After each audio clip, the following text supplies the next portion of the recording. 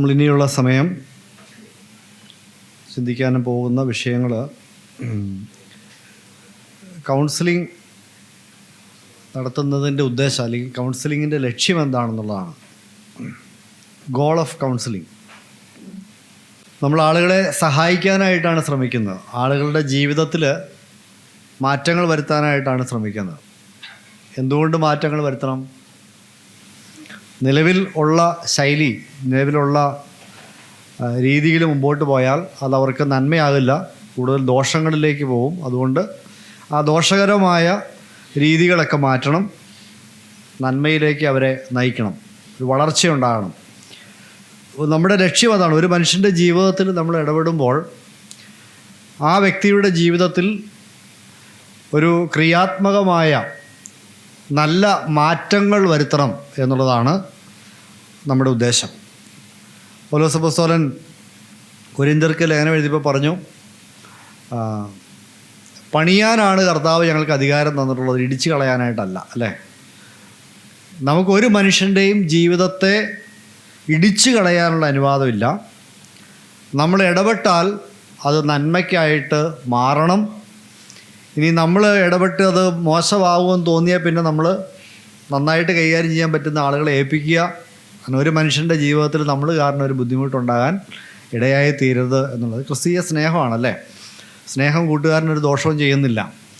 നമ്മൾ സഹായിക്കാനൊക്കെയാണ് ശ്രമിക്കുന്നത്, പക്ഷേ നമ്മൾ സഹായിക്കാൻ ശ്രമിച്ച് പ്രശ്നങ്ങൾ വഷളാക്കരുത്. അപ്പോൾ നമ്മുടെ ലക്ഷ്യവും പ്രാർത്ഥനയും എന്താണ്? ഏതെങ്കിലും ഒരു വ്യക്തിയുടെ ജീവിതത്തിൽ നമ്മൾ ഇടപെട്ടാൽ അവിടെ സൗഖ്യവും വളർച്ചയും ഉണ്ടാകണം, അവിടെ ആത്മീകമായിട്ടുള്ള പുരോഗതി ഉണ്ടാകണം, അവിടെ മാനസികമായിട്ടുള്ള പുരോഗതി ഉണ്ടാകണം, ബന്ധങ്ങൾ, കുടുംബജീവിതങ്ങൾ മെച്ചപ്പെടണം, സഭാജീവിതം മെച്ചപ്പെടണം.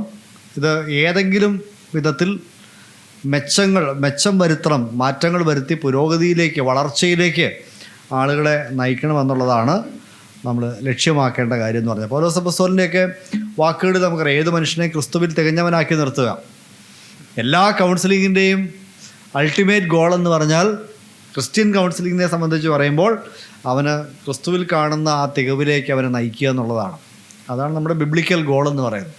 അപ്പോൾ എന്തുകൊണ്ടാണ് നമ്മുടെ സൗകര്യമാർക്കൊക്കെ എന്തെങ്കിലും ഒരു പ്രയാസം ഉണ്ടെങ്കിൽ നമ്മൾ ഹെൽപ്പ് ചെയ്യാൻ നോക്കേണ്ടത് എന്തുകൊണ്ടാണെന്ന് ചോദിച്ചാൽ, അവർ വിശ്വാസ ജീവിതത്തിൽ പുരോഗതി പ്രാപിച്ച് അവർ ക്രിസ്തുവിനെ പോലെ ആകാനായിട്ട് സഹായിക്കുകയാണ് നമ്മൾ ചെയ്യുന്നത്. അതിന് തടസ്സമായി നിൽക്കുന്ന അവരുടെ മനോഭാവങ്ങളായിരിക്കാം, പെരുമാറ്റ രീതികളായിരിക്കാം, അവരനുഭവിക്കുന്ന ബുദ്ധിമുട്ടുകളായിരിക്കാം, അതൊക്കെ മാറ്റാനായിട്ട് സഹായിക്കുകയാണ് നമ്മൾ ചെയ്യേണ്ടത്. അപ്പോൾ കൗൺസിലിംഗ് പ്രോസസ്സിൽ നമ്മളുടെ കൃത്യമായിട്ട് നമ്മൾ ഒരു ലക്ഷ്യത്തോടു കൂടി നീങ്ങിയില്ലെങ്കിൽ ഇത് എവിടെ കൊണ്ട് എത്തിക്കണം എന്നുള്ള കാര്യത്തെക്കുറിച്ച് നമുക്ക് മനസ്സിലാക്കാൻ പറ്റാതെ വരും. നമ്മൾ എന്തിനു വേണ്ടിയാണ് ശ്രമിക്കുന്നത്? അപ്പോൾ നമ്മളൊരാളോട് സംസാരിക്കുമ്പോൾ അവരുടെ പ്രശ്നങ്ങളെ മനസ്സിലാക്കാനായിട്ട് നമ്മൾ ശ്രമിക്കുകയൊക്കെ ചെയ്യുമ്പോൾ ഒന്നാമതായിട്ട് നമ്മൾ ആഗ്രഹിക്കുന്നത് ഈ വ്യക്തിക്ക് ആ വ്യക്തിയെക്കുറിച്ച് തന്നെ ഒരു ബോധമുണ്ടാകുക എന്നുള്ളതാണ്. ആ വ്യക്തിയുടെ തന്നെ ജീവിതത്തിൽ സംഭവിക്കുന്ന കാര്യത്തെക്കുറിച്ച് ഒരു ബോധ്യം ഉണ്ടാവുക. അതാണ് നമ്മൾ ലക്ഷ്യമാക്കേണ്ട ഒരു പ്രധാനപ്പെട്ട കാര്യം എന്ന് പറഞ്ഞാൽ. അപ്പോൾ മനുഷ്യരെ പല സമയത്തും അവരുടെ പ്രവർത്തികൾക്ക് പിറകിലുള്ള കാരണങ്ങൾ അവർക്ക് പോലും ഒരു പക്ഷേ അറിയാൻ പറ്റുന്നവരില്ല. ഞാൻ എന്തുകൊണ്ടാണ് ഇങ്ങനെ പ്രവർത്തിക്കുന്നത്? ഉദാഹരണമായിട്ട് പറഞ്ഞാൽ, ഇപ്പോൾ ഭാര്യയും ഭർത്താവും തമ്മിലുള്ള ബന്ധത്തിൽ ഭർത്താവിന് ഭയങ്കരമായ ദേഷ്യമാണ്. അദ്ദേഹത്തിന് നേരത്തെ ഇല്ലായിരുന്നു, പക്ഷേ ഈ മിഡ് ലൈഫിലേക്ക് വന്നപ്പോഴത്തേക്കും ഭയങ്കര ദേഷ്യം ഉണ്ടാകുന്നു. തൊട്ടതിനും പിടിച്ചതിനുമൊക്കെ കുറ്റപ്പെടുത്തുന്നു, പൊട്ടിത്തെറിക്കുന്നു. അപ്പോൾ എന്തുകൊണ്ടാണ് ഈ പൊട്ടിത്തെറിക്കുന്നത്? എന്തുകൊണ്ടാണ് ഈ ദേഷ്യം? എനിക്ക് നിയന്ത്രിക്കാൻ പറ്റുന്നില്ല സഹോദരാ, എനിക്ക് അവളെ ഓരോ കാര്യങ്ങൾ ചെയ്യണ കാണുമ്പോഴത്തേക്കും ഇങ്ങനെ ഭയങ്കരമായിട്ട് ദേഷ്യം വരുവാണ് എന്നാണ് നമ്മളോട് പറയുന്നത്. അപ്പോൾ എന്താണ് ഈ മനുഷ്യൻ്റെ ദേഷ്യത്തിന് പുറകിലുള്ള കാരണം? അത് അദ്ദേഹത്തിന് മനസ്സിലാവണം. നമുക്ക് മനസ്സിലാവേണ്ട മാത്രം കാര്യമില്ല, അത് ഈ മനുഷ്യന് മനസ്സിലാവണം. എന്തുകൊണ്ടാണ് ഞാനിങ്ങനെ ദേഷ്യപ്പെടുന്നത്, എന്താണ് എൻ്റെ ദേഷ്യത്തിന് പുറകിലുള്ള കാരണം എന്നുള്ള കാര്യം അദ്ദേഹത്തിന് തിരിച്ചറിവുണ്ടെങ്കിൽ അദ്ദേഹത്തിന് തിരുത്താനായിട്ട് സാധിക്കുകയുള്ളൂ എന്നുള്ള കാര്യമാണ്. അപ്പോൾ അതിന് പല കാരണങ്ങൾ കണ്ടേക്കാം, പല കാരണങ്ങൾ സാധാരണഗതിയിൽ കാണാറുണ്ട്. ചിലപ്പോൾ ഇദ്ദേഹത്തിൻ്റെ വളർച്ചയുടെ സമയത്ത് അദ്ദേഹം സാഹചര്യങ്ങളിൽ നിന്ന് കണ്ടു പഠിച്ച ഒരു പ്രതികരണ രീതിയായിരിക്കാം. അതായത് എനിക്കിഷ്ടപ്പെടാത്തൊരു കാര്യം സംഭവിക്കുമ്പോൾ പൊട്ടിത്തെറിക്കുക എന്നുള്ളതാണ് ഒരു പ്രതികരണം, ചെയ്യേണ്ട പ്രതികരണം. ഒരു പക്ഷേ ഇദ്ദേഹത്തിൻ്റെ മാതാപിതാക്കളിൽ നിന്ന് കിട്ടിയതായിരിക്കാം. നമ്മൾ ശ്രദ്ധിച്ചു നോക്കിയാൽ നമ്മുടെ ജീവിതത്തെക്കുറിച്ച് തന്നെ ശ്രദ്ധിച്ചു നോക്കിയാൽ നമുക്ക് മനസ്സിലാവും, നമ്മുടെ പല പ്രതികരണങ്ങളും പെരുമാറ്റങ്ങളും ഒക്കെ നമ്മുടെ പേരൻസിൽ നിന്ന് നമ്മൾ കോപ്പി ചെയ്ത സാധനങ്ങളാണ്. അത് റീപ്ലൈ ചെയ്യുന്നതാണ് പല സമയത്തും. അത് നമ്മൾ ശ്രദ്ധിച്ചു നോക്കിയോ, നമ്മൾ ഉപയോഗിക്കുന്ന സെൻറ്റൻസുകൾ പോലും പലതും നമ്മുടെ പേരൻസ് ഉപയോഗിച്ചുകൊണ്ടിരുന്ന സെൻറ്റൻസുകളാണ്. നമ്മൾ ഉപയോഗിക്കുന്ന പല വാക്കുകൾ പോലും അവരിൽ നമ്മൾ കടമെടുത്ത വാക്കുകളാണ് എന്ന് നമുക്ക് നമ്മളെ തന്നെ സൂക്ഷിച്ചാൽ മനസ്സിലാക്കാൻ പറ്റും. അപ്പോൾ ഓരോ സാഹചര്യത്തിൽ നമ്മൾ പ്രതികരിക്കേണ്ടത് എങ്ങനെയാണ് എന്ന് നമ്മൾ കണ്ടുപഠിച്ചിട്ടുണ്ട്. അപ്പോൾ ആ കണ്ടുപഠിച്ചത് തന്നെയാണ് പലരും റീപ്ലൈ ചെയ്തുകൊണ്ടിരിക്കുന്നത്. പക്ഷെ അതിനകത്ത് ന്യായമുണ്ടോ, അതിനകത്ത് ശരികേട് എന്താണ് എന്നും നമ്മൾ ചിന്തിക്കാറില്ല. പുതിയ സാഹചര്യത്തിൽ അതെങ്ങനെയാണ്? ഇപ്പം എൻ്റെ മാതാപിതാക്കൾ ജീവിച്ചതുപോലെയുള്ളൊരു ജീവിതമല്ല ഞാനും എൻ്റെ ഭാര്യയും ജീവിക്കുന്നത്. സാഹചര്യങ്ങൾ ഒത്തിരി മാറ്റങ്ങളുണ്ട്. അപ്പോൾ അന്ന് എൻ്റെ അപ്പൻ എൻ്റെ അമ്മയോട് ഇടപെട്ടതുപോലെ പറഞ്ഞതുപോലെ ഞാൻ ഇന്ന് എൻ്റെ ഭാര്യയോട് പറയുകയോ ഇടപെടുകയും ചെയ്തു കഴിഞ്ഞിട്ടുണ്ടെങ്കിൽ അതൊരു പക്ഷേ ന്യായമല്ല, അതൊരു ശരിയായ രീതിയിലുള്ള കാര്യമാവില്ല. സാഹചര്യങ്ങൾ മാറിയിട്ടുണ്ട്. അപ്പോൾ അതിനൊക്കെ അനുസരിച്ച് നമുക്ക് നമ്മളെക്കുറിച്ച് തന്നെ ഒരു അവബോധം ഉണ്ടാക്കാനായിട്ട് സാധിച്ചാലേ നമുക്ക് തന്നെ ഈ മാറ്റങ്ങൾ വരുത്താൻ പറ്റുള്ളൂ. ആർക്കാണെങ്കിലും അവരുടെ കാഴ്ചപ്പാടുകളും അല്ലെങ്കിൽ അവരുടെ ഇതിൻ്റെ പുറകിലുള്ള ഈ പെരുമാറ്റത്തിൻ്റെ പിറകിലുള്ള കാരണം എന്താണെന്നുള്ള അവർക്ക് തന്നെ ബോധ്യമായാൽ മാത്രമേ അവർക്കൊരു മാറ്റം വരുത്താനായിട്ട് സാധിക്കുള്ളൂ. ഇപ്പോൾ ഉദാഹരണമായിട്ട് ഞാൻ പറഞ്ഞു, ദേഷ്യപ്പെടുന്നതിൻ്റെ കാര്യത്തെക്കുറിച്ച് പറഞ്ഞു. ഒരു കേസ് ഞാൻ നിങ്ങളോട് പറയാം. അപ്പോൾ ഈ ഭർത്താവിന് ഭയങ്കര ദേഷ്യമാണ്, ഇദ്ദേഹത്തിന് ഭയങ്കര ദേഷ്യമാണ്. ഇദ്ദേഹം പറയുന്നു എനിക്ക് ദേഷ്യം, പ്രത്യേകിച്ച് ഭാര്യയോട് എനിക്ക് ദേഷ്യം കൺട്രോൾ ചെയ്യാൻ പറ്റുന്നില്ല. അപ്പോൾ ഈ ഭാര്യയോടുള്ള ദേഷ്യം കാരണം ചിലപ്പോൾ മക്കളോടും ദേഷ്യപ്പെടുന്നു, മക്കളെയും കൂടുതൽ പണിഷ് ചെയ്യുന്നു. അങ്ങനെയൊക്കെയുള്ളൊരു ഇഷ്യൂ ഉള്ളൊരു ആളാണ്. അപ്പോൾ ഇദ്ദേഹത്തോട് സംസാരിച്ച് സവർണ ഈ ദേഷ്യപ്പെടുന്ന ആ ഒരു കാര്യം എന്തുകൊണ്ടാണ് ഈ ദേഷ്യം വരുന്നതെന്ന് ചിന്തിച്ചിട്ടുണ്ടോ? എനിക്ക് ചില കാര്യങ്ങൾ കാണുമ്പോൾ എനിക്ക് വല്ലാതെ ദേഷ്യപ്പെടുകയാണ്. അത് വലിയ പ്രധാനപ്പെട്ട കാര്യങ്ങളാണോ എന്ന് ചോദിച്ചാൽ അല്ല, ചെറിയ ചെറിയ കാര്യങ്ങളാണ്. പക്ഷേ പെട്ടെന്ന് അങ്ങ് ഇറിറ്റേറ്റഡ് ആകുന്നു, ദേഷ്യം വരുന്നു. അപ്പോൾ ഈ ദേഷ്യം ഈ സാഹചര്യങ്ങൾ കാരണമാണോ അതെയോ ഈ വ്യക്തിയോടുള്ള എന്തെങ്കിലും പ്രയാസമാണോ? അത് നമ്മൾ എക്സ്പ്ലോർ ചെയ്യണം. അതായത് നമുക്ക് ഇഷ്ടമല്ലാത്ത അച്ചി തൊടുന്നതെല്ലാം കുറ്റം എന്ന് നമ്മൾ പണ്ടൊരു പഴഞ്ചൊല്ലി കേട്ടിട്ടുണ്ട് അല്ലേ? അപ്പോൾ ചിലത് ചെയ്യുന്ന കാര്യങ്ങളല്ല വിഷയം, ആ ചെയ്യുന്ന വ്യക്തിയാണ് വിഷയം. അപ്പോൾ ഈ ചേട്ടൻ്റെ കേസിൽ നമ്മൾ എക്സ്പ്ലോർ ചെയ്ത് അദ്ദേഹത്തോട് സംസാരിക്കുകയും അദ്ദേഹത്തിൻ്റെ തന്നെ ഫീലിങ്സ്, അദ്ദേഹത്തിൻ്റെ തന്നെ മനസ്സിലൂടെ കടന്നു പോകുന്ന കാര്യങ്ങളും എല്ലാം വിശകലനം ചെയ്ത് അവസാനം എത്തിച്ചേർന്നത് ഇദ്ദേഹത്തിന് ഭാര്യയിൽ നിന്ന് കിട്ടേണ്ട ആ ഒരു സെക്ഷുവൽ പ്ലഷർ കിട്ടുന്നില്ല, അല്ലെങ്കിൽ അങ്ങനെ ഒരു സെക്ഷുവൽ ബന്ധം ഇവർ തമ്മിൽ നടക്കുന്നില്ല, അല്ലെങ്കിൽ ഇദ്ദേഹം ആഗ്രഹിക്കുന്ന പോലെ നടക്കുന്നില്ല. അപ്പോൾ ഇദ്ദേഹം ആ വിഷയത്തിൽ വളരെ നിരാശനാണ്. അപ്പോൾ ആ വിഷയത്തിൽ ഭാര്യ ഇദ്ദേഹത്തിൻ്റെ ശാരീരിക ആവശ്യങ്ങളിൽ സഹകരിക്കുന്നില്ല, അതിനെക്കുറിച്ച് ഒട്ടും ശ്രദ്ധിക്കുന്നില്ല എന്നുള്ള വല്ലാത്ത ഒരു നിരാശ ഇദ്ദേഹത്തിൻ്റെ ഹൃദയത്തിൽ ഇങ്ങനെ കിടക്കുകയാണ്. അങ്ങനെ കിടന്നിട്ട് ഈ ഭാര്യയോട് ഉള്ള ഇഷ്ടക്കേടാണ് ഈ പൊട്ടിത്തെറി. അപ്പോൾ മിസ്പ്ലേസ്ഡ് ആങ്കറാണ് എന്ന് പറഞ്ഞാൽ ഭാര്യ ചെയ്യുന്നതിൽ മിസ്റ്റേക്ക് കൊണ്ടല്ല, വാസ്തവത്തിൽ ഇദ്ദേഹത്തിൻ്റെ ഉള്ളിലുള്ള ഈ അതൃപ്തിയാണ് ഭാര്യയോടുള്ള ദേഷ്യമായിട്ട്, ഭാര്യ ചെയ്യുന്നതിനെ എതിരെ പ്രതികരിക്കുന്ന രീതിയായിട്ടും ഒക്കെ മാറുന്നത്. ദേഷ്യപ്പെടേണ്ട കാര്യത്തിനല്ല വാസ്തവത്തിൽ ദേഷ്യപ്പെടേണ്ട ആവശ്യമൊന്നുമില്ല. പക്ഷേ ദേഷ്യം വേറെ കാര്യത്തിനാണ്. പക്ഷെ ദേഷ്യം പുറത്തു വരുന്ന സാഹചര്യങ്ങൾ വേറെ ചെറിയ കാര്യങ്ങളാണ്. അപ്പോൾ ഇത് ഇദ്ദേഹത്തെ ഇദ്ദേഹത്തിന് ഒരു ഇൻസൈറ്റ് ഉണ്ടാക്കി കൊടുക്കുകയാണ്. ഇദ്ദേഹത്തിൻ്റെ ഈ ദേഷ്യത്തിന് പിറകിലുള്ള കാരണം എന്താണ്? നിങ്ങളുടെ സെക്ഷുവൽ നീഡ്സ് സാറ്റിസ്ഫൈ ചെയ്യുന്നില്ല, അത് നിങ്ങൾക്ക് തൃപ്തിയാകുന്നില്ല, ഭാര്യയിൽ നിങ്ങൾക്ക് വേണ്ട ഒരു പരിഗണന കിട്ടുന്നില്ല എന്നുള്ളതാണ് നിങ്ങളുടെ ഒരു പ്രശ്നം, ഇതിനുള്ള സാധ്യതയുണ്ട് എന്ന് പറയുമ്പം ഇദ്ദേഹം പറയാണ്, അത് പറഞ്ഞത് ശരിയാണ്, എനിക്ക് ഇങ്ങനൊരു ആവശ്യമുണ്ട്, പക്ഷെ അവൾക്ക് അതിനെക്കുറിച്ച് യാതൊരു ചിന്തയും ഇല്ല എന്ന് പറയാം. അപ്പോൾ പിന്നെ എന്ത് ചെയ്യാൻ പറ്റും? അപ്പോൾ നമ്മൾ ഇദ്ദേഹത്തോട്, നമുക്ക് ഈ സമയത്ത് ഭാര്യയെ ഒന്നും ചെയ്യാൻ പറ്റില്ല എന്ന് പറഞ്ഞാൽ ഭാര്യ നമ്മുടെ ചിത്രത്തിലില്ല, നമ്മുടെ മുമ്പിൽ സഹായത്തിനായിട്ടിരിക്കുന്ന ഈ ആളെയാണ് നമുക്ക് ഹെൽപ്പ് ചെയ്യേണ്ടത്. അപ്പോൾ ഇദ്ദേഹത്തോട് നമുക്ക് ചോദിക്കാനുള്ള ചോദ്യം, ഇദ്ദേഹത്തിന് ഇൻസൈറ്റ് ഉണ്ടാക്കി കൊടുക്കേണ്ട ഒരു വിഷയമാണ്, എന്തുകൊണ്ടാണ് നിങ്ങളുടെ ഭാര്യയുമായിട്ടുള്ള ബന്ധത്തിൽ നിങ്ങൾക്ക് അകൽച്ച ഉണ്ടായത്, അല്ലെങ്കിൽ ഇങ്ങനെയുള്ളൊരു നല്ല ബന്ധം ഇല്ലാതെയായി പോയത് എന്തുകൊണ്ടാണ്? എന്താണ് നിങ്ങൾക്കൊന്ന് ചിന്തിച്ച് കണ്ടുപിടിക്കാൻ പറ്റുമോ? എവിടെയാണ് നിങ്ങൾക്കൊരു ഒരു വീഴ്ച വന്നത്, ഒരു അകൽച്ച വന്നത് എവിടെയാണ്? അപ്പോൾ ഒരുപക്ഷെ അദ്ദേഹത്തിൻ്റെ ജീവിതത്തിലെ പല കാര്യങ്ങളെക്കുറിച്ച് ചിന്തിച്ചെടുക്കാൻ പറ്റുമായിരിക്കാം. ഒരുപക്ഷെ അദ്ദേഹത്തിൻ്റെ ജോലി തിരക്ക് കാരണം ഭാര്യയുടെ കൂടെ ഇരിക്കാനോ സംസാരിക്കാനോ സമയം കിട്ടാത്തതാവാം. അല്ലെങ്കിൽ ഈ സ്ത്രീകളുടെ സെക്ഷുവാലിറ്റിയെക്കുറിച്ചും വേണ്ടത്ര അറിവില്ലാത്തതാവാം. പുരുഷന്മാരെ സംബന്ധിച്ച് ലൈംഗിക ബന്ധം എന്ന് പറഞ്ഞാൽ കേവലം ഒരു ശാരീരിക പ്രക്രിയയാണ് കൂടുതലും. എന്നാൽ സ്ത്രീകളെ സംബന്ധിച്ച് അതിനകത്ത് ഒത്തിരി മാനസികമായിട്ടുള്ള കാര്യങ്ങളുണ്ട്. മാനസികമായിട്ട് പ്രിപ്പയർ ആവാത്ത ഒരു സ്ത്രീക്ക് ശാരീരിക ബന്ധത്തിലേക്ക് പ്രവേശിക്കാനായിട്ട് അത്ര എളുപ്പമല്ല, ആസ്വദിക്കാനായിട്ട് പറ്റില്ല. അപ്പോൾ ഒരുപക്ഷെ ഇവർ തമ്മിലുള്ള ആശയവിനിമയത്തിൻ്റെ കമ്മ്യൂണിക്കേഷൻ എവിടേക്കോ ബ്രേക്ക് ആയിട്ടുണ്ടാവാം. ഇവർ തമ്മിലുള്ള ഒരു കൂട്ട് എവിടെയോ നഷ്ടപ്പെട്ടിട്ടുണ്ടാവാം. അപ്പോൾ അതിൻ്റെയൊക്കെ ഫലമായിട്ടായിരിക്കാം ഈ സ്ത്രീയുടെ ഭാഗത്തുനിന്നൊരു നിസ്സംഗതയിലേക്ക്, ഇദ്ദേഹത്തോടൊരു വൈകാരികമായ ഒരു ഫീലിംഗ് ഇല്ലാത്തൊരവസ്ഥയിലേക്കൊക്കെ ആ സ്ത്രീ പോയിരിക്കാൻ സാധ്യത. അപ്പോൾ ഇദ്ദേഹത്തെ നമുക്ക് കറക്റ്റ് ചെയ്യേണ്ടത് എങ്ങനെയാണ് നിങ്ങൾക്ക് നിങ്ങളുടെ ഭാര്യയുമായി നിങ്ങൾക്ക് നഷ്ടപ്പെട്ടു പോയ ആ കൂട്ടിലേക്ക്, ഇൻറ്റിമസിയിലേക്ക് മടങ്ങി വരാൻ സാധിക്കുന്നത്? നമുക്ക് ഇയാളെ കോച്ച് ചെയ്യാൻ പറ്റുള്ളൂ. അല്ലാണ്ട് ഇത് മുഴുവൻ നിങ്ങളുടെ ഭാര്യയുടെ കുഴപ്പമാണ്, അവളെയും വിളിച്ചുകൊണ്ട് പോകാൻ എന്ന് പറയേണ്ട, അങ്ങനെ അതവിടെ നിൽക്കട്ടെ. ഇദ്ദേഹത്തിൻ്റെ ജീവിതത്തിൽ ഇദ്ദേഹത്തിന് വന്ന കുറവുകളെ കാണിച്ചു കൊടുക്കുക, മനസ്സിലാക്കി കൊടുക്കുക എന്നുള്ളതാണ് നമുക്ക് ചെയ്യാൻ സാധിക്കുന്നത്. അതുമാത്രമല്ല, എപ്പോഴാണ് ഈ പ്രശ്നം ഉണ്ടാകുന്നത്, അതിന് നമ്മൾ പറയും ഒരു ട്രിഗേഴ്സ് എന്ന് പറയും. ട്രിഗേഴ്സ്, ഒരു പ്രശ്നം ഉണ്ടാകാനായിട്ടുള്ളൊരു കാരണം എന്താണ്?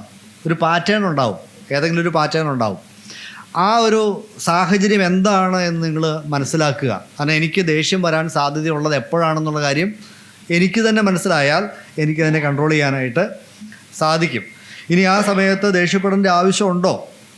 അത് ഒരുപക്ഷെ എൻ്റെ ചില തെറ്റായ കാഴ്ചപ്പാടിൻ്റെ പ്രശ്നമാണോ എന്നൊക്കെ നമുക്ക് വേണമെങ്കിൽ ഒരു ഇൻസൈറ്റ് ഉണ്ടാക്കി എടുക്കാനായിട്ട് സാധിക്കും, അല്ലേ?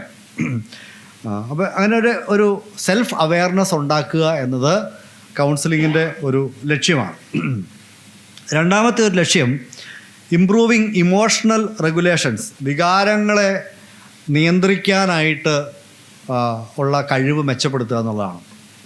ബൈബിളിൽ അതിനെക്കുറിച്ച് ഇന്ദ്രിയ ജയം എന്ന് പറയും, അല്ലേ? ഇന്ദ്രിയ ജയം എന്ന് സൗമ്യത എന്നൊക്കെ പറയും. ആത്മനിയന്ത്രണം, അത് പരിശുദ്ധാത്മാവിൻ്റെ ഒരു ഫലമാണ്. അപ്പോൾ ആ വിഷയത്തിൽ വിശ്വാസികളെ സംബന്ധിച്ചിടത്തോളം ആത്മീകമായിട്ടുള്ള ഒരു തലം അതിനകത്തുണ്ട്. ദൈവവുമായിട്ടുള്ള ബന്ധത്തിൽ ദൈവഹിതപ്രകാരമല്ലാത്ത തെറ്റായ വികാരങ്ങളെ ഒഴിവാക്കാനും ശരിയായ വികാരങ്ങളെ പ്രകടിപ്പിക്കാനും ഒക്കെ നമുക്ക് ദൈവത്തിൻ്റെ സഹായം ആവശ്യമാണ്.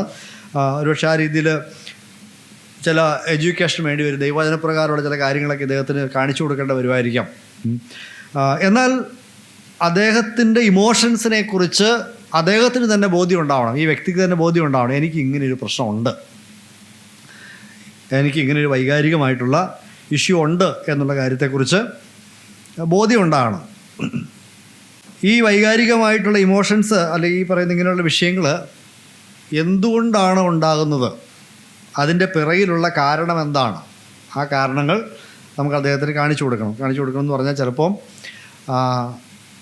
അദ്ദേഹത്തിൻ്റെ ചില തെറ്റായ ചിന്തകൾ അല്ലെങ്കിൽ അദ്ദേഹം ചില കാര്യങ്ങളെ തെറ്റായിട്ടായിരിക്കും മനസ്സിലാക്കി വെച്ചേക്കുന്നത്. അതുകൊണ്ട് സംഭവിക്കാം, ചില കാര്യങ്ങൾ തെറ്റായിട്ട് മനസ്സിലാക്കി വെച്ചിരിക്കുന്നു. അപ്പോൾ നമ്മുടെ സഹോദരനോ സഹോദരിയോ അവരുടെ കാഴ്ചപ്പാടുകളെ നമ്മളൊന്ന് രൂപപ്പെടുത്തി അല്ലെങ്കിൽ ദൈവവചനപ്രകാരം ഒന്ന് അഴിച്ചു പണിത് ക്രമപ്പെടുത്തേണ്ടി വരും, അല്ലേ? അപ്പോൾ മനുഷ്യൻ പാപിയാണ് എന്നുള്ള കാര്യം നമ്മൾ അക്സെപ്റ്റ് ചെയ്യാൻ പറ്റും. എൻ്റെ ഭാര്യയും പാപിയാണ്, എൻ്റെ മക്കളും പാപിയാണ്, ഞാനും പാപിയാണ്. ഇത് അംഗീകരിക്കാനായിട്ടുള്ളൊരു മനസ്സ് നമുക്ക് വേണം. അപ്പോൾ രക്ഷിക്കപ്പെട്ടു എന്നതുകൊണ്ട് ദൈവഹിതപ്രകാരം ദൈവവചനത്തിലെ പ്രമാണങ്ങളനുസരിച്ച് മാത്രം ജീവിക്കും എന്ന് നമുക്ക് ഒരാളെക്കുറിച്ച് പ്രതീക്ഷിക്കാനായിട്ട് പറ്റില്ല, അല്ലേ? പറ്റില്ല എന്ന് ചോദിച്ചാൽ അതാണ് നമ്മുടെ ആഗ്രഹം. പക്ഷെ സാധിക്കുമെന്ന് ചോദിച്ചാൽ പലപ്പോഴും സാധിക്കില്ല. നമ്മുടെ ബലഹീനതകളുണ്ട്, നമ്മുടെ പാപമുണ്ട്, ഒത്തിരി പ്രശ്നങ്ങളുണ്ട്. ഇനി പറയുന്ന ആൾക്കും സാധിക്കില്ല. അപ്പോൾ വിഷയം എന്താണ്? ഇദ്ദേഹത്തിൻ്റെ കാഴ്ചപ്പാടിൽ പാപം ചെയ്യുക, അല്ലെങ്കിൽ ഈ പറയുന്ന പോലെ ഏതെങ്കിലും ഒരു ഉദാഹരണമായിട്ട് പറഞ്ഞാൽ 5 മണിക്ക് എഴുന്നേറ്റില്ലെങ്കിൽ ആ വ്യക്തി ആത്മീയനല്ല. കാരണം എന്താണ്, ഇദ്ദേഹം ചെറുപ്പം മുതലേ കേട്ട് പഠിച്ചേക്കുന്നത് എന്താണ്, ഭക്തന്മാരായ ആളുകളൊക്കെ അതിരാവിലെ തിരുസന്നിധിയാണ്. അപ്പോൾ അങ്ങനെ പക്ഷിയും മൃഗങ്ങളൊക്കെ രാവിലെ എഴുന്നേറ്റു, നീ ഇപ്പോഴും മൃഗത്തേക്കാൾ നിർവികാരനായിട്ട് കിടന്നുറങ്ങുവാണെന്നുള്ള പാട്ടൊക്കെ പ്രഭാതഗാനമൊക്കെ പാടിയാണ് ഇദ്ദേഹം വളർന്നു വന്നത്. അപ്പോൾ അങ്ങനെ വളർന്നു വന്ന സമയത്ത് അന്നൊക്കെ എന്ന് പറഞ്ഞാൽ മനുഷ്യർ സന്ധ്യാപ്രാർത്ഥന കഴിഞ്ഞു കഞ്ഞിയും കുടിച്ച് 7 ആകുമ്പോഴത്തേക്ക് 8 മണിയാകുമ്പോഴത്തേക്ക് കയറി കിടക്കുന്ന മനുഷ്യരായിരുന്നു പഴയ കാലത്തെ മനുഷ്യർ. അന്ന് കറണ്ടും ഇല്ല, ടി വി ഇല്ല, ഫോണും ഇല്ല, ഒന്നുമില്ല. ഇന്ന് അതുപോലെയാണോ? ഇന്ന് മനുഷ്യൻ്റെ പണി തീരുന്ന എപ്പോഴാണ്, ഒരു വീട്ടിലെ ജോലി തീരുന്ന എപ്പോഴാണ്?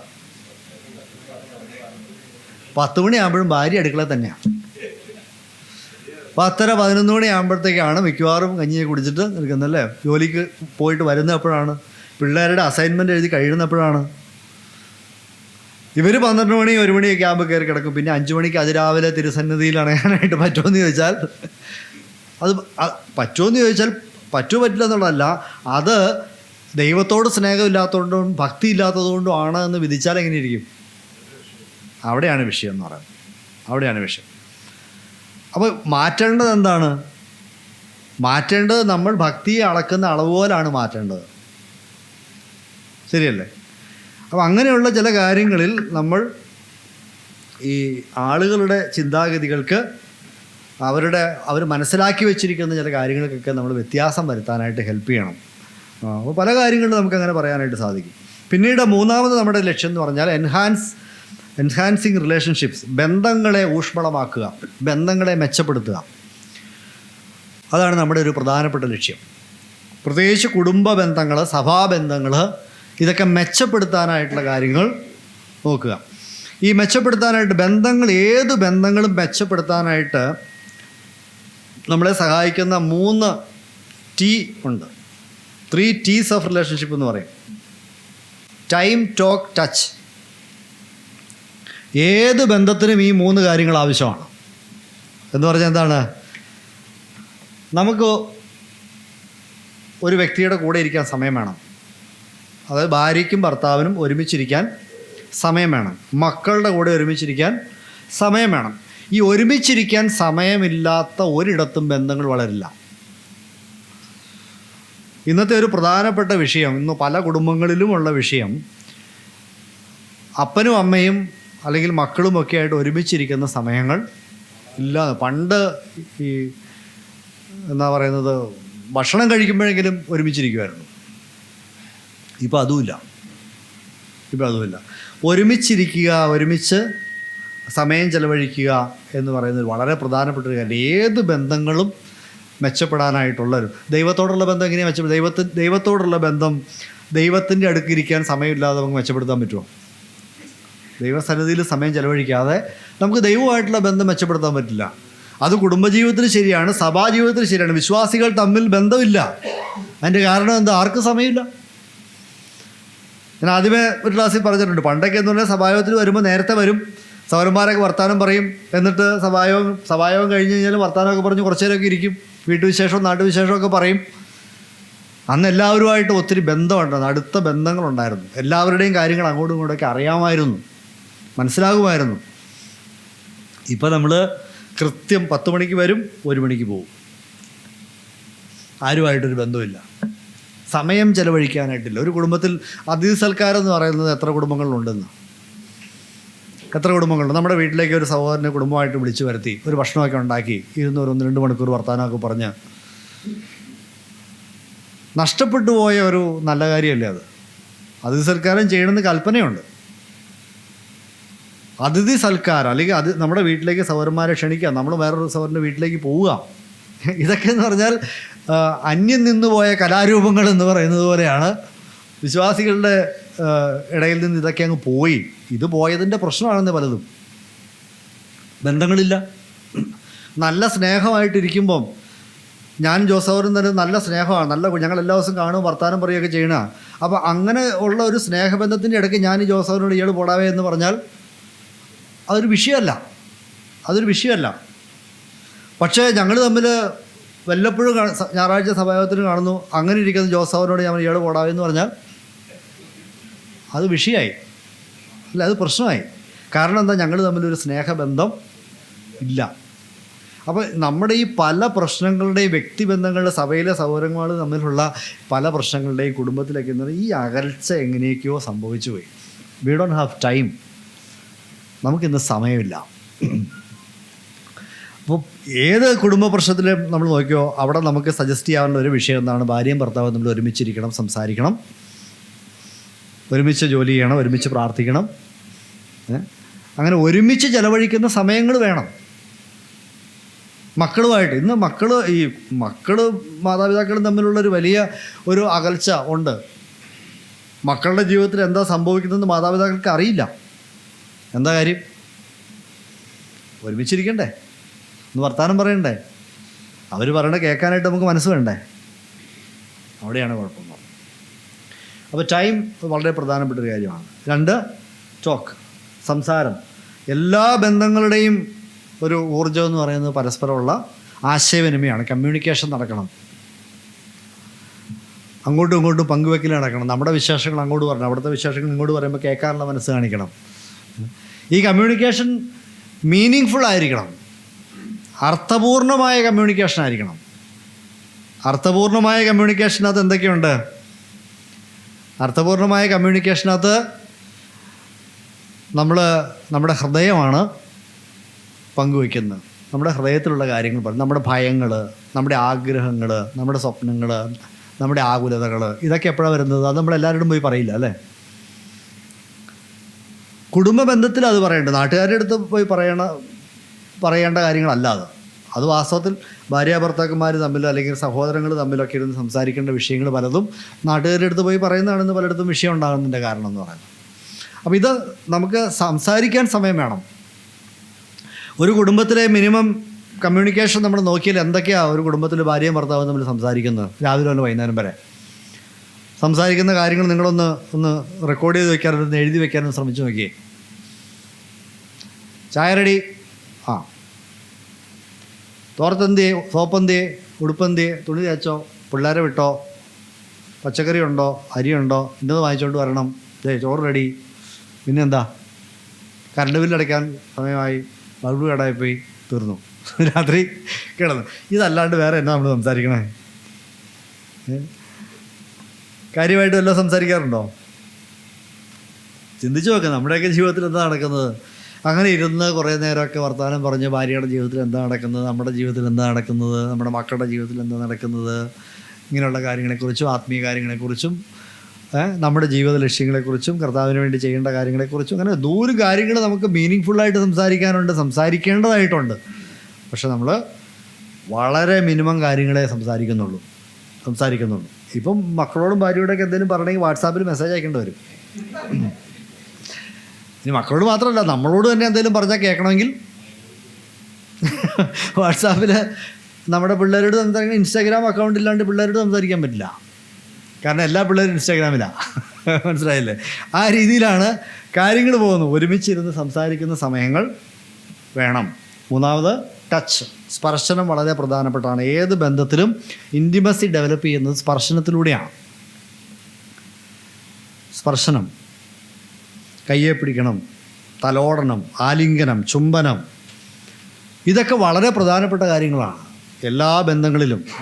നമുക്ക് പുറത്തു പോയിട്ട് ചെയ്യാൻ പറ്റുന്ന എല്ലാ കാര്യങ്ങളും. കുടുംബത്തെ സംബന്ധിച്ച് പറയുമ്പോൾ നമ്മൾ ഭാര്യാഭർത്തൃ ബന്ധത്തിലും മക്കളോടുള്ള ബന്ധത്തിലുമൊക്കെ ഈ സ്പർശനവും ഈ ആലിംഗനവും ഈ തലോടലും തഴുകലും എല്ലാം നമുക്ക് ആവശ്യമാണ്. ഇതുണ്ടെങ്കിലേ ബന്ധങ്ങൾ വളരുള്ളൂ. കാരണം നമ്മുടെ ചില ഹോർമോൺസൊക്കെ പ്രവർത്തിക്കുന്നത് ഈ ഇതുപോലെയുള്ള സ്പർശനത്തിലൂടെയൊക്കെയാണ്. പ്രത്യേകിച്ച് ഇൻറ്റിമസി ഉണ്ടാക്കിയെടുക്കുന്ന ഹോർമോണുകളുണ്ട്.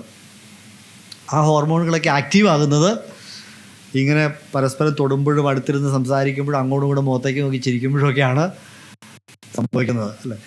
ഭാര്യയുടെ മുഖത്ത് നോക്കി ചിരിച്ചിട്ട് നാളുകളായ ഭർത്താക്കന്മാരുണ്ട്. പുഞ്ചിരിച്ചിട്ട് കാലങ്ങളായ സഹോദരിമാർ നമ്മളുടെ കാണും. അത് മനസ്സിലാവണേ എപ്പോഴാണെന്നറിയോ? നമ്മൾ ഈ കൗൺസിലിങ്ങിന് വരുമ്പോഴത്തേക്കും ചില സമയത്ത് പറയും, നിങ്ങൾ അങ്ങോട്ടും ഇങ്ങോട്ടും നോക്കി ആ കണ്ണിലൊന്ന് നോക്കി 1 മിനിറ്റ് ഒന്ന് ഇരിക്കാവോ? എന്തൊരു ബുദ്ധിമുട്ടാണെന്നറിയോ? ഈ വിചാരിക്കണ പോലെ എളുപ്പമൊന്നുമല്ല. ചില സമയത്ത് നമ്മൾ പറയും, ചില സമയത്ത് പറയും നിങ്ങൾ എഴുന്നേറ്റിട്ട് രണ്ടുപേരും കൂടെ കൈ കോർത്ത് പിടിച്ച് ഈ മുറ്റത്തോടെ 2 വർഷം അങ്ങോട്ടും ഇങ്ങോട്ടൊക്കെ നടക്കാൻ പറയും. ചുമ്മാ ഒന്നും ചെയ്യണ്ട, ചുമ്മാ കൈ കോർത്ത് പിടിച്ച് അങ്ങോട്ടും ഇങ്ങോട്ടൊക്കെ നടക്കാൻ പറയും.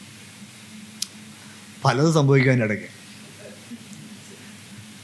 അങ്ങനെ ഭാര്യയുടെ കയ്യേലൊന്ന് കോർത്ത് പിടിച്ചിട്ട് നാളുകളായി, ഭാര്യനെ ഒന്ന് ചേർത്ത് പിടിച്ചിട്ട് നാളുകളായി, അല്ലേ? ഭർത്താവിനൊരു ചുംബനം കൊടുത്തിട്ട് നാളുകളായി. അപ്പോൾ ഇതൊന്നും ഇല്ലാണ്ട് എങ്ങനെയാണ് ബന്ധങ്ങൾ വളരുന്നത്? അപ്പോൾ ബന്ധങ്ങൾ വളരണം.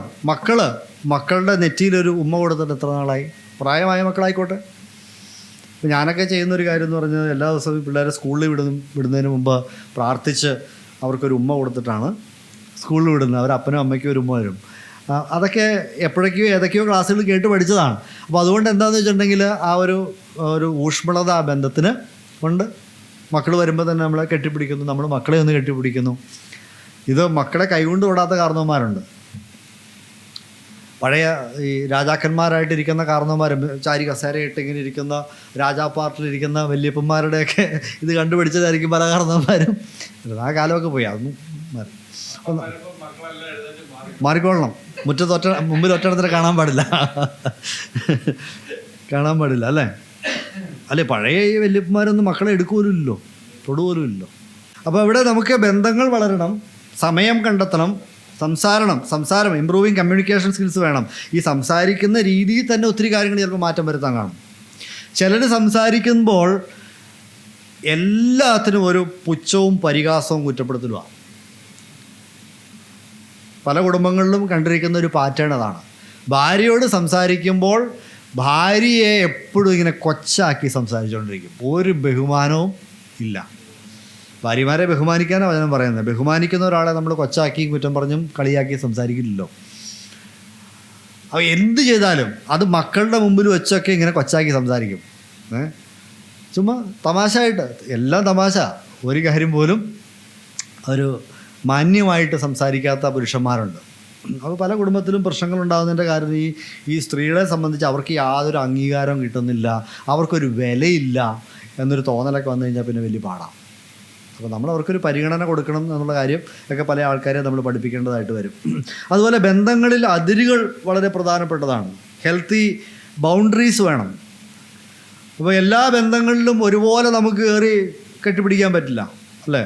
സഭാബന്ധങ്ങളിലാണെങ്കിലും ബന്ധങ്ങളിൽ ബൗണ്ടറീസ് ഉണ്ട്. പ്രായമായവരുണ്ട്, നമ്മുടെ സമപ്രായക്കാരുണ്ട്, നമ്മളെക്കാൾ പ്രായം കുറഞ്ഞവരുണ്ട്, സഹോദരന്മാരുണ്ട്, സഹോദരിമാരുണ്ട്. ഇവരോടൊക്കെ എങ്ങനെ പെരുമാറണമെന്ന് പൗലോസ് അപ്പോസ്തലൻ വ്യക്തമായിട്ട് പറഞ്ഞിട്ടുണ്ട്, അല്ലേ? മൂത്ത സഹോദരിമാരെ എങ്ങനെ കാണണം, ഇളയ സഹോദരിമാരെ എങ്ങനെ കാണണം എന്നൊക്കെ പറഞ്ഞിട്ടുണ്ട്. ആ ബന്ധത്തിനൊക്കെ ബൗണ്ടറീസ് ഉണ്ട്. അപ്പോൾ എവിടെയെങ്കിലൊക്കെ ആ ബൗണ്ടറീസ് ലംഘിക്കുന്നുണ്ടോ എന്ന് നോക്കണം. ചില ആളുകൾക്ക് ഒരു പ്രശ്നമുണ്ട്, അവർ ഏത് സ്ത്രീകളോട് സംസാരിക്കുമ്പോൾ മേത്തൊന്ന് തൊട്ടെങ്കിലേ പറ്റുള്ളൂ, ഒന്ന് തൊടാതെ അവർക്ക് സംസാരിക്കാൻ പറ്റില്ല. അപ്പോൾ ഇത് കണ്ടുകൊണ്ട് നിൽക്കുന്ന ഭാര്യയ്ക്ക് വല്ലാത്ത അസ്വസ്ഥതയായിരിക്കും.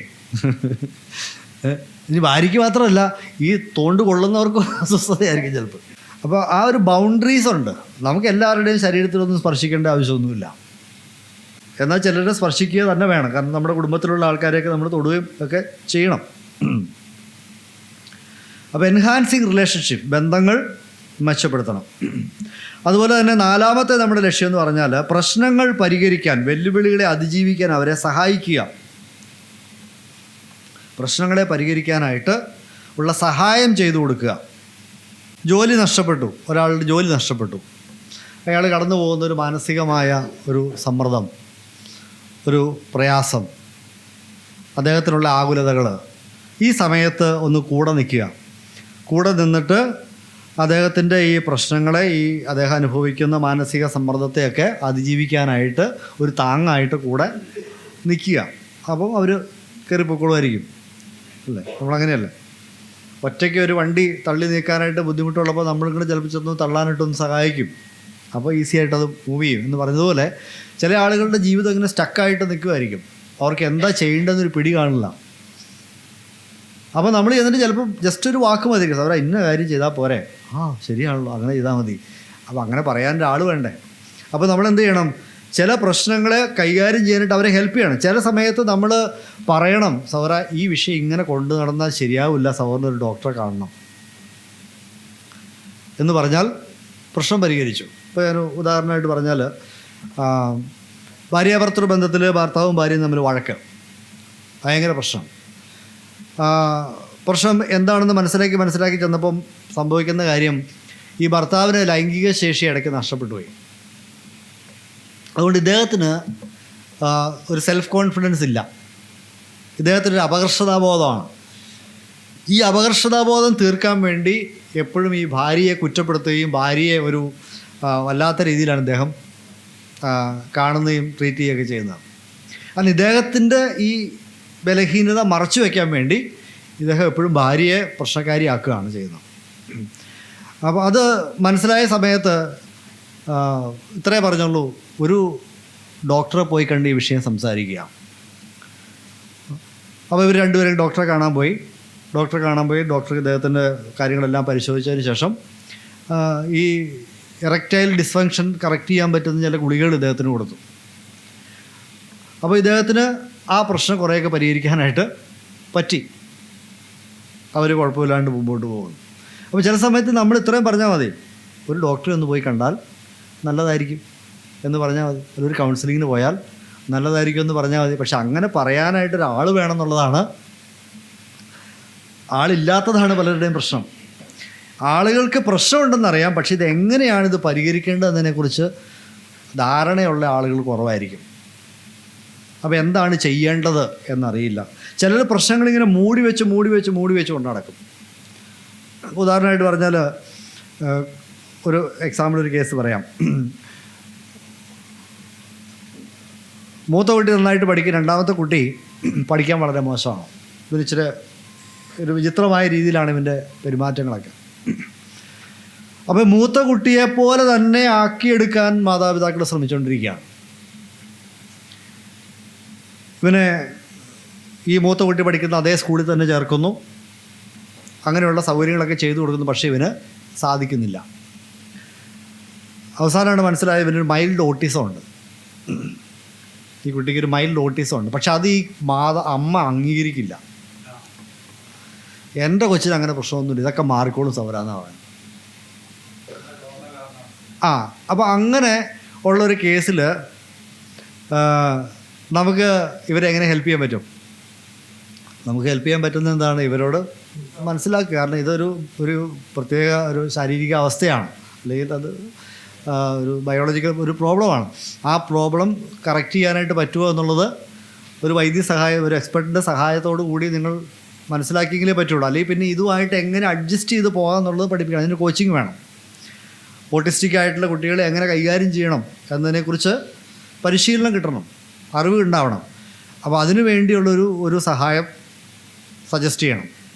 ഇതൊക്കെ ഈ പലരുടെയും വിഷയം ഇതാണ്, എൻ്റെ കൊച്ചിന് അങ്ങനത്തെ വിഷയമൊന്നുമില്ല എന്ന് ചിലപ്പോൾ ചില ആൾക്കാർ പറയും. അപ്പോൾ ചില പ്രശ്നങ്ങൾ നമുക്ക് മനസ്സിലായാൽ അത് പരിഹരിക്കാനായിട്ട് അവരെ സഹായിക്കുക എന്നുള്ളതാണ് നമുക്ക് ചെയ്യാൻ പറ്റുന്ന ഒരു കാര്യം എന്ന് പറയുന്നത്. ആങ്സൈറ്റി, ഡിപ്രഷൻ ആയിട്ടിരിക്കുന്ന മനുഷ്യർ, അവരെ ഗൈഡ് ചെയ്യുക, അവരെ ഹെൽപ്പ് ചെയ്യുക. അഞ്ചാമത് കൗൺസിലിങ്ങിലൂടെ സംഭവിക്കേണ്ടത് promoting personal growth and development ആണ്. പ്രൊമോട്ടിംഗ് പേഴ്സണൽ ഗ്രോത്ത്, വ്യക്തിപരമായ വളർച്ചയും പുരോഗതിയും അത് സാധ്യമാക്കുക എന്നതാണ്. അപ്പോൾ പ്രശ്നങ്ങൾ പരിഹരിക്കുക എന്നത് മാത്രമല്ല, പുരോഗതിയിലേക്ക് നയിക്കുക എന്നുള്ളതാണ്, ഗ്രോത്ത് ഉണ്ടാകുക എന്നുള്ളതാണ് നമ്മുടെ ലക്ഷ്യം. നമ്മൾ പലപ്പോഴും ഈ പ്രശ്നം പരിഹരിക്കുക എന്നുള്ളത് കൊണ്ട് തൃപ്തരാകാറുണ്ട്, അത് പോരാ. പ്രത്യേകിച്ച് ക്രിസ്തീയ ജീവിതത്തിൽ വരുമ്പോൾ നമുക്ക് ഒരു ഹോളിസ്റ്റിക് ഗ്രോത്താണ് ആവശ്യം. അതായത് കേവലം സാമ്പത്തികമായിട്ടുള്ള കാര്യങ്ങളൊക്കെ പരിഹരിച്ചു, അത് പോരാ. സാമ്പത്തിക കാര്യങ്ങൾ പരിഹരിച്ചെങ്കിൽ അതോടുകൂടിയുള്ള കുറേ ആത്മീയ കാര്യങ്ങളും പരിഹരിക്കേണ്ടതായിട്ടുണ്ട്, അല്ലേ? ഇനിയും ഈ സാമ്പത്തിക വിഷയങ്ങൾ വരാതിരിക്കാനായിട്ടുള്ള ദൈവാശ്രയം, അതുപോലെ കർത്താവിന് കൊടുക്കേണ്ടത് കൃത്യമായിട്ട് കൊടുക്കുക, അതിനുള്ള പരിശീലനം, ഇതേങ്ങളുടെ കാര്യങ്ങളൊക്കെ വരുമ്പോഴേ ഗ്രോത്ത് ആവുള്ളൂ. കടം തീർന്നതുകൊണ്ട് പ്രശ്നം തീരില്ല. ഇനി ആ കടം ഉണ്ടാകാതിരിക്കാനായിട്ടുള്ള വഴികളും കൂടെ നമ്മൾ ചിലപ്പോൾ കോച്ച് ചെയ്യേണ്ടതായിട്ട് വരും. അത് ഫാമിലി പ്രോബ്ലം ആണെങ്കിലും ഏത് പ്രശ്നമാണെങ്കിലും നമുക്കതിനകത്തൊരു സ്പിരിച്വൽ ഗ്രോത്തും കൂടെ കാണാനായിട്ട് കഴിയണം. നമ്മൾ വെറുതെ പ്രശ്നം പരിഹരിച്ചത് പോരാ, അവർക്കൊരു ആത്മീകമായിട്ടുള്ള പുരോഗതി കൂടി ഉണ്ടാകാനായിട്ടുള്ള സഹായമാണ് നമ്മൾ ചെയ്യേണ്ടത്. അപ്പോൾ അതിന് നമുക്ക് ലക്ഷ്യങ്ങൾ വെച്ച് മുമ്പോട്ട് പോകാനായിട്ട് അവരെ പഠിപ്പിക്കേണ്ടതായിട്ട് വരും. ഗോൾ സെറ്റിംഗ്, എങ്ങനെയാണ് ജീവിതത്തിൽ ലക്ഷ്യങ്ങൾ വെച്ച് മുന്നേറേണ്ടത്, മാറ്റങ്ങൾ വരുത്തി പുരോഗതിയിലേക്ക് എങ്ങനെ പോകാൻ പറ്റും എന്നുള്ള കാര്യത്തെക്കുറിച്ച് നമ്മൾ ചിലപ്പോൾ പറഞ്ഞു കൊടുക്കേണ്ടതായിട്ട് വരും. അതിനുള്ള സെൽഫ് കോൺഫിഡൻസ് നമ്മൾ ബിൽഡപ്പ് ചെയ്യേണ്ടി വരും. ആത്മവിശ്വാസം നമ്മൾ പകർന്നു കൊടുക്കേണ്ടതായിട്ട് വരും. ഉദാഹരണമായിട്ട് പറഞ്ഞാൽ സാമ്പത്തിക ബുദ്ധിമുട്ടിനെ കുറിച്ച് പറഞ്ഞു. അപ്പോൾ നമ്മൾ ഇത് നിങ്ങളെക്കൊണ്ട് പരിഹരിക്കാൻ പറ്റുന്ന കാര്യം തന്നെയാണ്, ഇത് സൗകര്യം നോക്കിയാൽ പരിഹരിക്കാവുന്ന വിഷയമുള്ളൂ, പരിഹരിക്കാൻ പറ്റുന്നതിനപ്പുറത്തേക്കൊന്നും ഇത് പോയിട്ടില്ല, ഇന്ന കാര്യങ്ങളൊന്ന് ചെയ്തു നോക്കാം. സൗകര്യം തന്നെ ഒരു പ്ലാൻ തയ്യാറാക്കുക. ഒരു മാസം സൗകര്യം എത്ര പൈസ മാറ്റി വയ്ക്കാൻ പറ്റും കടം തീർക്കാൻ വേണ്ടി? കിട്ടുന്നത് മുഴുവൻ ചിലവഴിച്ച് തീർക്കാതെ കടം വീട്ടാൻ വേണ്ടി ഒരു മാസം എത്ര രൂപ മാറ്റി വയ്ക്കാം? ഒരു 500 രൂപ മാറ്റി വയ്ക്കാൻ പറ്റുമോ? അത് അവർ തീരുമാനിച്ചോട്ടെ. അപ്പോൾ അങ്ങനെ ആകുമ്പോൾ തന്നെ ഒരു മാസം ഒരു 6000 രൂപ മാറ്റി വയ്ക്കാൻ പറ്റും. അത് ഒരാളുടെ കടം വീട്ടി. ഒരു എക്സാമ്പിളായിട്ട് പറഞ്ഞതാണ്. അപ്പോൾ അതുപോലെ ഏതെങ്കിലും കാര്യത്തിൽ ചിലവ് ചുരുക്കാൻ പറ്റുമോ? അപ്പോൾ ആഴ്ചയിൽ 3 പ്രാവശ്യം ഇറച്ചി വാങ്ങിക്കുന്നുണ്ട്, അത് ഒരു 2 പ്രാവശ്യമായിട്ടോ 1 പ്രാവശ്യമായിട്ടോ കുറയ്ക്കാൻ പറ്റുമോ ഒരു കുറച്ച് നാളത്തേക്ക്? അപ്പോൾ നമ്മൾ ഒരുപക്ഷെ അവർ കാണാത്ത ചില കാര്യങ്ങളെ കാണിച്ചു കൊടുക്കുകയും അവരെ കോച്ച് ചെയ്യുകയും അങ്ങനെ അവരെ ഗ്രോത്തിലേക്ക്, ഡെവലപ്മെൻറ്റിലേക്ക് നയിക്കാനായിട്ട് സഹായിക്കണം എന്നുള്ളതാണ്. അതുപോലെ ഈ അവർക്കില്ലാത്ത ചില കാഴ്ചപ്പാടുകൾ നമ്മൾ പകർന്നു കൊടുക്കേണ്ടതായിട്ട് വരും. ഇപ്പോൾ ആത്മീക കാര്യത്തിലാണെങ്കിലും ശരി, സഭാജീവിതത്തിലാണെങ്കിലും കുടുംബജീവിതത്തിലാണെങ്കിലും ദൈവത്തിൻ്റെ വചനം പറയുന്ന ചില കാഴ്ചപ്പാടുകളിലേക്ക് അവരെ നമ്മൾ കൊണ്ടുവരേണ്ടതായിട്ട് വരും. ഉദാഹരണമായിട്ട് പറഞ്ഞാൽ എന്നും സാമ്പത്തിക ബുദ്ധിമുട്ടാണ് ഒരാൾക്ക്, എന്നും സാമ്പത്തിക ബുദ്ധിമുട്ട്, എന്നും പരാതിയാണ്, കാശില്ല. അപ്പോൾ ഒരിക്കൽ ഈ സൗകര്യമായിട്ട് സംസാരിക്കാനായിട്ട് ചെന്നപ്പോൾ അവരുടെ സ്പെൻഡിങ് പാറ്റേൺ, ഒരു പണം ചെലവഴിക്കുന്ന രീതി, അവർ രണ്ടുപേർക്കും ജോലിയുണ്ട്, പക്ഷേ പണം ചെലവഴിക്കുന്ന രീതി നോക്കി കഴിഞ്ഞപ്പോൾ അതിനകത്ത് കുറേ പ്രശ്നങ്ങളുണ്ട്. ആവശ്യമില്ലാത്ത ഒത്തിരി വഴികളിലൂടെ പണം പോകുന്നുണ്ട്. അപ്പോൾ അത് നമ്മൾ ചൂണ്ടിക്കാണിച്ചു കൊടുത്തു. ഇങ്ങനെയുള്ള കാര്യങ്ങൾ ആവശ്യമില്ലാത്ത കാര്യങ്ങളാണ്, അതൊക്കെ വേണമെങ്കിൽ നമുക്ക് ഒഴിവാക്കാം എന്ന് കാണിച്ചു കൊടുത്തു. അവസാനം ചോദിച്ചു, ഈ കർത്താവിന് കൊടുക്കുന്ന കാര്യം എങ്ങനെയുണ്ട്? കർത്താവിന് കൊടുക്കുന്ന കാര്യത്തിൽ അപ്പോൾ ഈ സഹോദരൻ പറഞ്ഞു, ഞങ്ങളുടെ ആവശ്യത്തിന് തികയില്ല, എന്നിട്ടല്ലേ പിന്നെ കർത്താവിന് കൊടുക്കണമെന്ന്. അപ്പോൾ ഞങ്ങളുടെ ആവശ്യത്തിന് തികയുന്നില്ല, പിന്നെ അതുകൊണ്ട് കർത്താവിന് കൊടുക്കാറില്ല. അപ്പോൾ എന്തെങ്കിലുമൊക്കെ ചില്ലറ കാണും, അത് ഞായറാഴ്ച എടുത്ത് സഞ്ചിയിലിടും, അത്രേ ഉള്ളൂ. അപ്പോൾ ഞാൻ അദ്ദേഹത്തോട് പറഞ്ഞു, സഹോദരാ, ദൈവത്തിൻ്റെ വചനത്തിൽ സാമ്പത്തിക അനുഗ്രഹത്തിന് വെച്ചിരിക്കുന്ന ഒരു വ്യവസ്ഥ എന്ന് പറയുന്നത് ഇതാണ്: കർത്താവിന് കൊടുക്കുന്നവരെ കർത്താവ് അനുഗ്രഹിക്കും. അതാണ്. ധാരാളമായി വിതയ്ക്കുന്നവന് ധാരാളമായി സന്തോഷത്തോടെ കൊടുക്കുന്നതിന് ദൈവം സ്നേഹിക്കുന്നു. ഇതാണ് പ്രമാണം. ആ പ്രമാണം നിങ്ങളുടെ ജീവിതത്തിൽ അനുസരിച്ചാൽ നിങ്ങളെ ദൈവം ഈ വിഷയത്തിൽ അനുഗ്രഹിക്കും എന്നുള്ളത് അവരെ പറഞ്ഞ് മനസ്സിലാക്കുമ്പോഴാണ് അവർക്ക് നാളെ ഒരു വളർച്ചയിലേക്ക് അവർ പോവുള്ളൂ. ഓക്കെ, അപ്പോൾ അങ്ങനെ ഒരു ഗ്രോത്ത് ഉണ്ടാക്കുക എന്നുള്ളതാണ് നമ്മുടെ ലക്ഷ്യം എന്ന് പറഞ്ഞത്. അപ്പോൾ കൗൺസിലിങ്ങിൻ്റെ നമ്മൾ പറഞ്ഞ 5 കാര്യങ്ങൾ ഇതാണ്. ഒന്ന്, ഒരു സ്വയ അവബോധം ഉണ്ടാക്കുക. ഒരു വ്യക്തിയുടെ ജീവിതത്തിൽ എന്താണ് നടക്കുന്നത് എന്ന് അവർക്ക് തന്നെ ബോധ്യമാകുന്ന രീതിയിൽ സംസാരിക്കുക. അവർക്ക് അവരുടെ വിഷയങ്ങൾ തന്നെ മനസ്സിലാക്കാനായിട്ട് ഒരു സഹായം ചെയ്യുക. രണ്ടാമത്, അവരുടെ വൈകാരികമായിട്ടുള്ള കാര്യങ്ങളെ നിയന്ത്രിക്കാനും അതിനെ ഒന്ന് ക്രമത്തിലാക്കാൻ, മെച്ചപ്പെടുത്താനും അവരെ സഹായിക്കുക. മൂന്നാമത്, ബന്ധങ്ങൾ മെച്ചപ്പെടുത്താനായിട്ട് സഹായിക്കുക. 4, പ്രശ്നങ്ങൾ പരിഹരിക്കാനും വെല്ലുവിളികളെ അതിജീവിക്കാനും കൂടെ നിൽക്കുകയും സഹായിക്കുകയും ചെയ്യുക. 5, ഒരു ആകമാനമായ ഒരു വളർച്ച ഇതിലുണ്ടാക്കിയെടുക്കാനായിട്ട് സഹായിക്കുക. ഈ മനുഷ്യരുടെ പ്രശ്നങ്ങളെക്കുറിച്ച് മനസ്സിലാക്കുമ്പോൾ അതിൻ്റെ അടിയിലുള്ള കുറച്ച് കാരണങ്ങൾ നമുക്ക് കണ്ടെത്താനായിട്ട് കഴിയുന്നത്, കുറേ കാരണങ്ങൾ കാണുമായിരിക്കെങ്കിലും ഞാൻ 2-3 കാര്യങ്ങൾ പെട്ടെന്ന് പറയാം. നമ്മുടെ എല്ലാ പ്രവർത്തികളുടെയും പിറകിൽ, ആ പ്രവൃത്തിയിലേക്ക് നമ്മളെ നയിക്കുന്ന ചില കാരണങ്ങളുണ്ട്. നമ്മൾ പറയുന്ന വാക്കുകളുടെ പിറകിലുണ്ട്, അല്ലേ? നമ്മളൊരു സെൻറ്റൻസ് പറഞ്ഞാൽ അതിൻ്റെ പിറകിലൊരു കാരണമുണ്ട്. നമ്മളൊരു പ്രവൃത്തി ചെയ്യാതിരിക്കുന്നുവെങ്കിൽ അതിനൊരു കാരണമുണ്ട്, അല്ലേ? അപ്പോൾ ഈ നമ്മൾ പലപ്പോഴും കാണുന്ന എന്താണ്, ഈ ആളുകളുടെ വാക്കുകളോ പ്രവൃത്തികളോ മാത്രമാണ് നമ്മൾ കാണുന്നത്. What they do or what they say or what they are not doing, ഇതാണ് നമ്മൾ കാണുന്നത്. പക്ഷേ ആളുകളെ സഹായിക്കണമെങ്കിൽ നമ്മൾ കാണേണ്ടത് എന്താണെന്നറിയോ? എന്തുകൊണ്ടാണ് ഇവരിത് ചെയ്യുന്നത്, എന്തുകൊണ്ടാണ് ഇവരിത് ചെയ്യാതിരിക്കുന്നത് എന്ന് മനസ്സിലാക്കാനായിട്ട് സാധിക്കണം. എങ്കിൽ മാത്രമേ നമുക്ക് ആളുകളെ, അവരുടെ പ്രവൃത്തികളെ മനസ്സിലാക്കാനും അവരെ സഹായിക്കാനും സാധിക്കുകയുള്ളൂ എന്നുള്ള കാര്യമാണ്. അപ്പോൾ അതിലൊരു കാര്യം, ആളുകളെ മനസ്സിലാക്കാനായിട്ട് നമുക്കുള്ള ഒരു സഹായകരമായ ചിന്ത ഇതാണ്: പീപ്പിൾ ലിവ് ബൈ റൂൾസ്. അതായത് ഓരോ വ്യക്തികൾക്കും അവരുടെ ജീവിതത്തെ നിയന്ത്രിക്കുന്ന നിയമങ്ങളുണ്ട്. ഓരോ വ്യക്തികൾക്കും അവരുടെ ജീവിതത്തെ നിയന്ത്രിക്കുന്ന നിയമങ്ങളുണ്ട്. Dos and don'ts. ചില കാര്യങ്ങൾ ചെയ്യാൻ പാടില്ല, ചില കാര്യങ്ങൾ ചെയ്യണം. ഈ നിയമങ്ങൾ ദൈവവചനപ്രകാരമുള്ള നിയമങ്ങൾ ആകണം നിർബന്ധമൊന്നുമില്ല. അതായത് ആത്മീകമായിട്ടുള്ള ഇതുമായിട്ട് ബന്ധപ്പെട്ട നിയമങ്ങളാവണമെന്നില്ല. മറ്റ് പല വിഷയങ്ങളെക്കുറിച്ചുള്ള നിയമങ്ങളാവാം. അപ്പോൾ ആ നിയമങ്ങൾ അനുസരിച്ചിട്ടാണ് മനുഷ്യർ ജീവിക്കുന്നത്. രസകരമായ ഒത്തിരി കാര്യങ്ങളുണ്ട്. രസകരമായിട്ടുള്ള സിമ്പിൾ കാര്യങ്ങളെന്ന് പറഞ്ഞാൽ ഇത് ഇത്രമാത്രം വലിയ വിഷയമാണെന്നൊക്കെ നമ്മൾ ചിന്തിക്കും, അല്ലേ? അപ്പം സഭയിൽ വന്നു കഴിഞ്ഞാൽ സഭയിലുണ്ടാക്കുന്ന പയർ കൂട്ടില്ലാത്ത ഒരു സഹോദരൻ.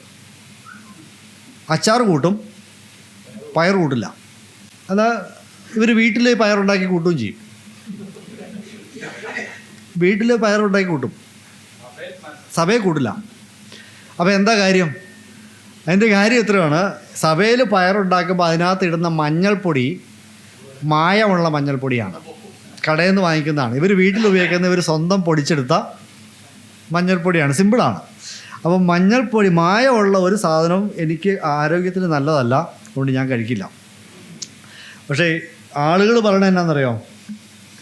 എന്തൊരു അഹങ്കാരമാണെന്ന് നോക്കിയാൽ, സഭയിലുള്ള പയർ ഈ സഹോദരൻ കഴിക്കില്ല, അയാൾ വീട്ടിൽ കഴിക്കുകയും ചെയ്യും.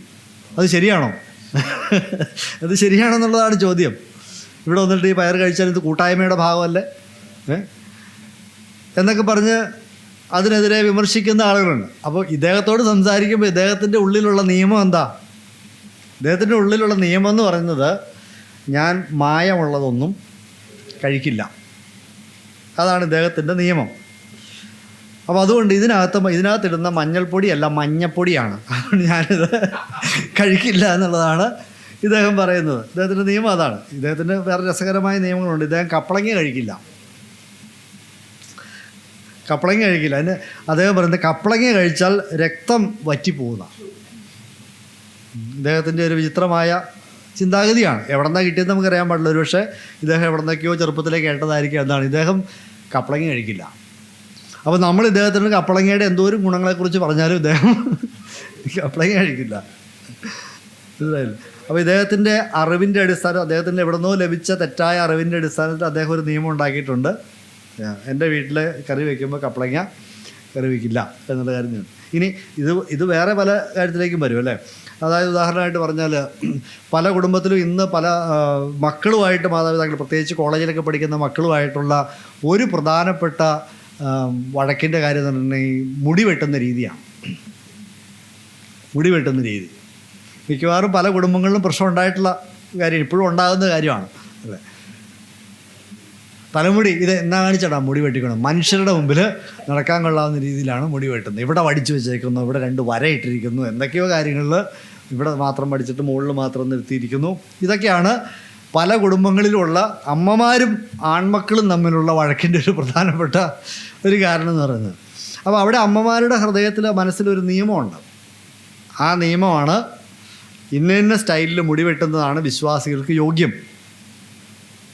ഇന്ന രീതിയിൽ മുടി വെട്ടിയാൽ അത് മാതൃകയല്ല. അത് വസ്ത്രധാരണത്തെ സംബന്ധിച്ചുണ്ട്. ഈ നിയമങ്ങൾ പല രീതിയിലാണ്, വിചിത്രമായ നിയമങ്ങളുള്ളവരുണ്ട്, അല്ലേ? അപ്പോൾ കളറുള്ള ഡ്രസ്സ് ഇടുന്നത് ആത്മീയതയല്ല എന്ന് നിയമമുള്ളവരുണ്ട്. അവരുടെ ഉള്ളിൽ അവരെ ഉണ്ടാക്കിയിരിക്കുന്ന എവിടെ നിന്നോ കിട്ടിയ ഒരു നിയമമാണ് കളർ ഡ്രസ്സ് ഇടുന്നത് ആത്മീകന്മാർക്ക് ചേർന്ന കാര്യം അല്ല.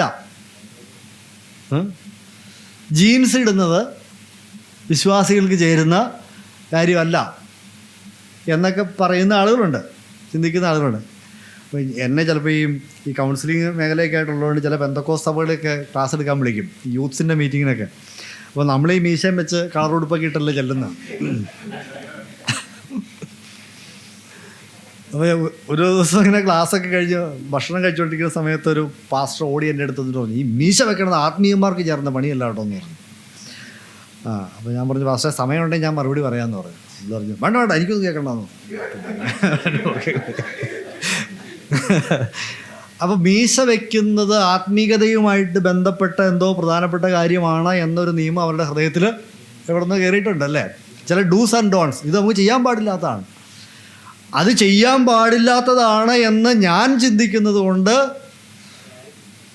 നിങ്ങളങ്ങനെ ചെയ്താൽ തെറ്റാണ്, പ്രശ്നമാണ്, അതിൻ്റെ പേരിൽ പ്രശ്നം ഉള്ള ആൾ. ഇത് നമ്മളൊന്ന് ചിന്തിച്ച് നോക്കിയാൽ അറിയാം. പല വിഷയങ്ങളിലും സഭകളിലും ഒക്കെ ഈ കുടുംബങ്ങളിലും ഒക്കെ പ്രശ്നം ഉണ്ടാകുന്നതിൻ്റെ ഒരു കാര്യം എന്ന് പറഞ്ഞു. ഇനി ആളുകൾക്ക് തന്നെ ചിലപ്പോൾ നിരാശ ഉണ്ടാകുന്നതിൻ്റെ കാര്യം എന്താണെന്നറിയാമോ? അവരുടെ കാഴ്ചപ്പാടനുസരിച്ച് എന്താണ്, I must be A perfect parent,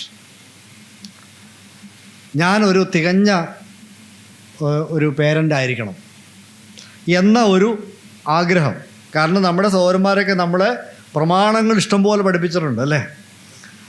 മക്കളെ വളർത്തുന്നതിനെക്കുറിച്ചുള്ള കുറേ പ്രമാണങ്ങൾ പഠിപ്പിച്ചിട്ടുണ്ട്. ഈ പ്രമാണങ്ങളൊക്കെ കേൾക്കുമ്പോൾ നമ്മൾ വിചാരിക്കും ഇതുപോലെ തന്നെ എൻ്റെ പിള്ളേരെ വളർത്തണം. രണ്ടുമൂന്ന് പിള്ളേരുണ്ടായി കഴിയുമ്പോൾ രണ്ടാളുടെ പറഞ്ഞ പോലെ വിവാഹം കഴിക്കുന്നതിന് മുമ്പ് എനിക്ക് മക്കളെ വളർത്തുന്നതിനെക്കുറിച്ച് 5 പ്രമാണങ്ങൾ അറിയാമായിരുന്നു. ഇപ്പം 5 മക്കളുണ്ടോ, ഒറ്റ പ്രമാണം ഇല്ലയെന്ന് പറഞ്ഞാൽ.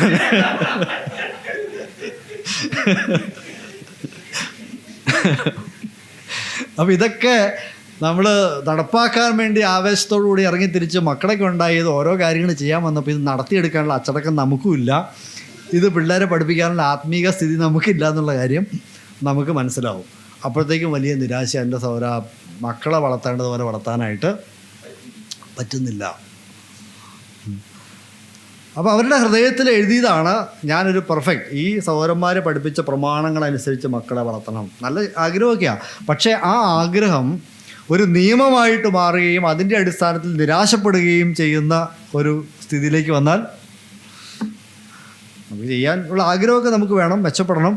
പക്ഷേ നമ്മൾ മനസ്സിലാക്കേണ്ട ഒരു കാര്യം, അങ്ങനെയുള്ള ആളുകളെ നമ്മൾ മനസ്സിലാക്കേണ്ട ഒരു കാര്യം എന്ന് പറഞ്ഞാൽ എന്താണ്, ഒരു നല്ല പിതാവായിരിക്കാനായിട്ട് ശ്രമിക്കുക, പരമാവധി ശ്രമിക്കുക, ദൈവത്തിൽ ആശ്രയിക്കുക. ഇനി നമ്മൾ മനുഷ്യരാണ്, ചിലപ്പോൾ ഒക്കെ വീഴ്ചകളൊക്കെ വരും, അത് സ്വാഭാവികമാണ്, അത് മാനുഷികമാണ് എന്നുള്ള കാര്യം ആ നിയമം ഒന്ന് മാറ്റി എഴുതണം. തെറ്റ് പറ്റാൻ സാധ്യതയുണ്ട്, വീഴ്ചകൾ വരാൻ സാധ്യതയുണ്ട്.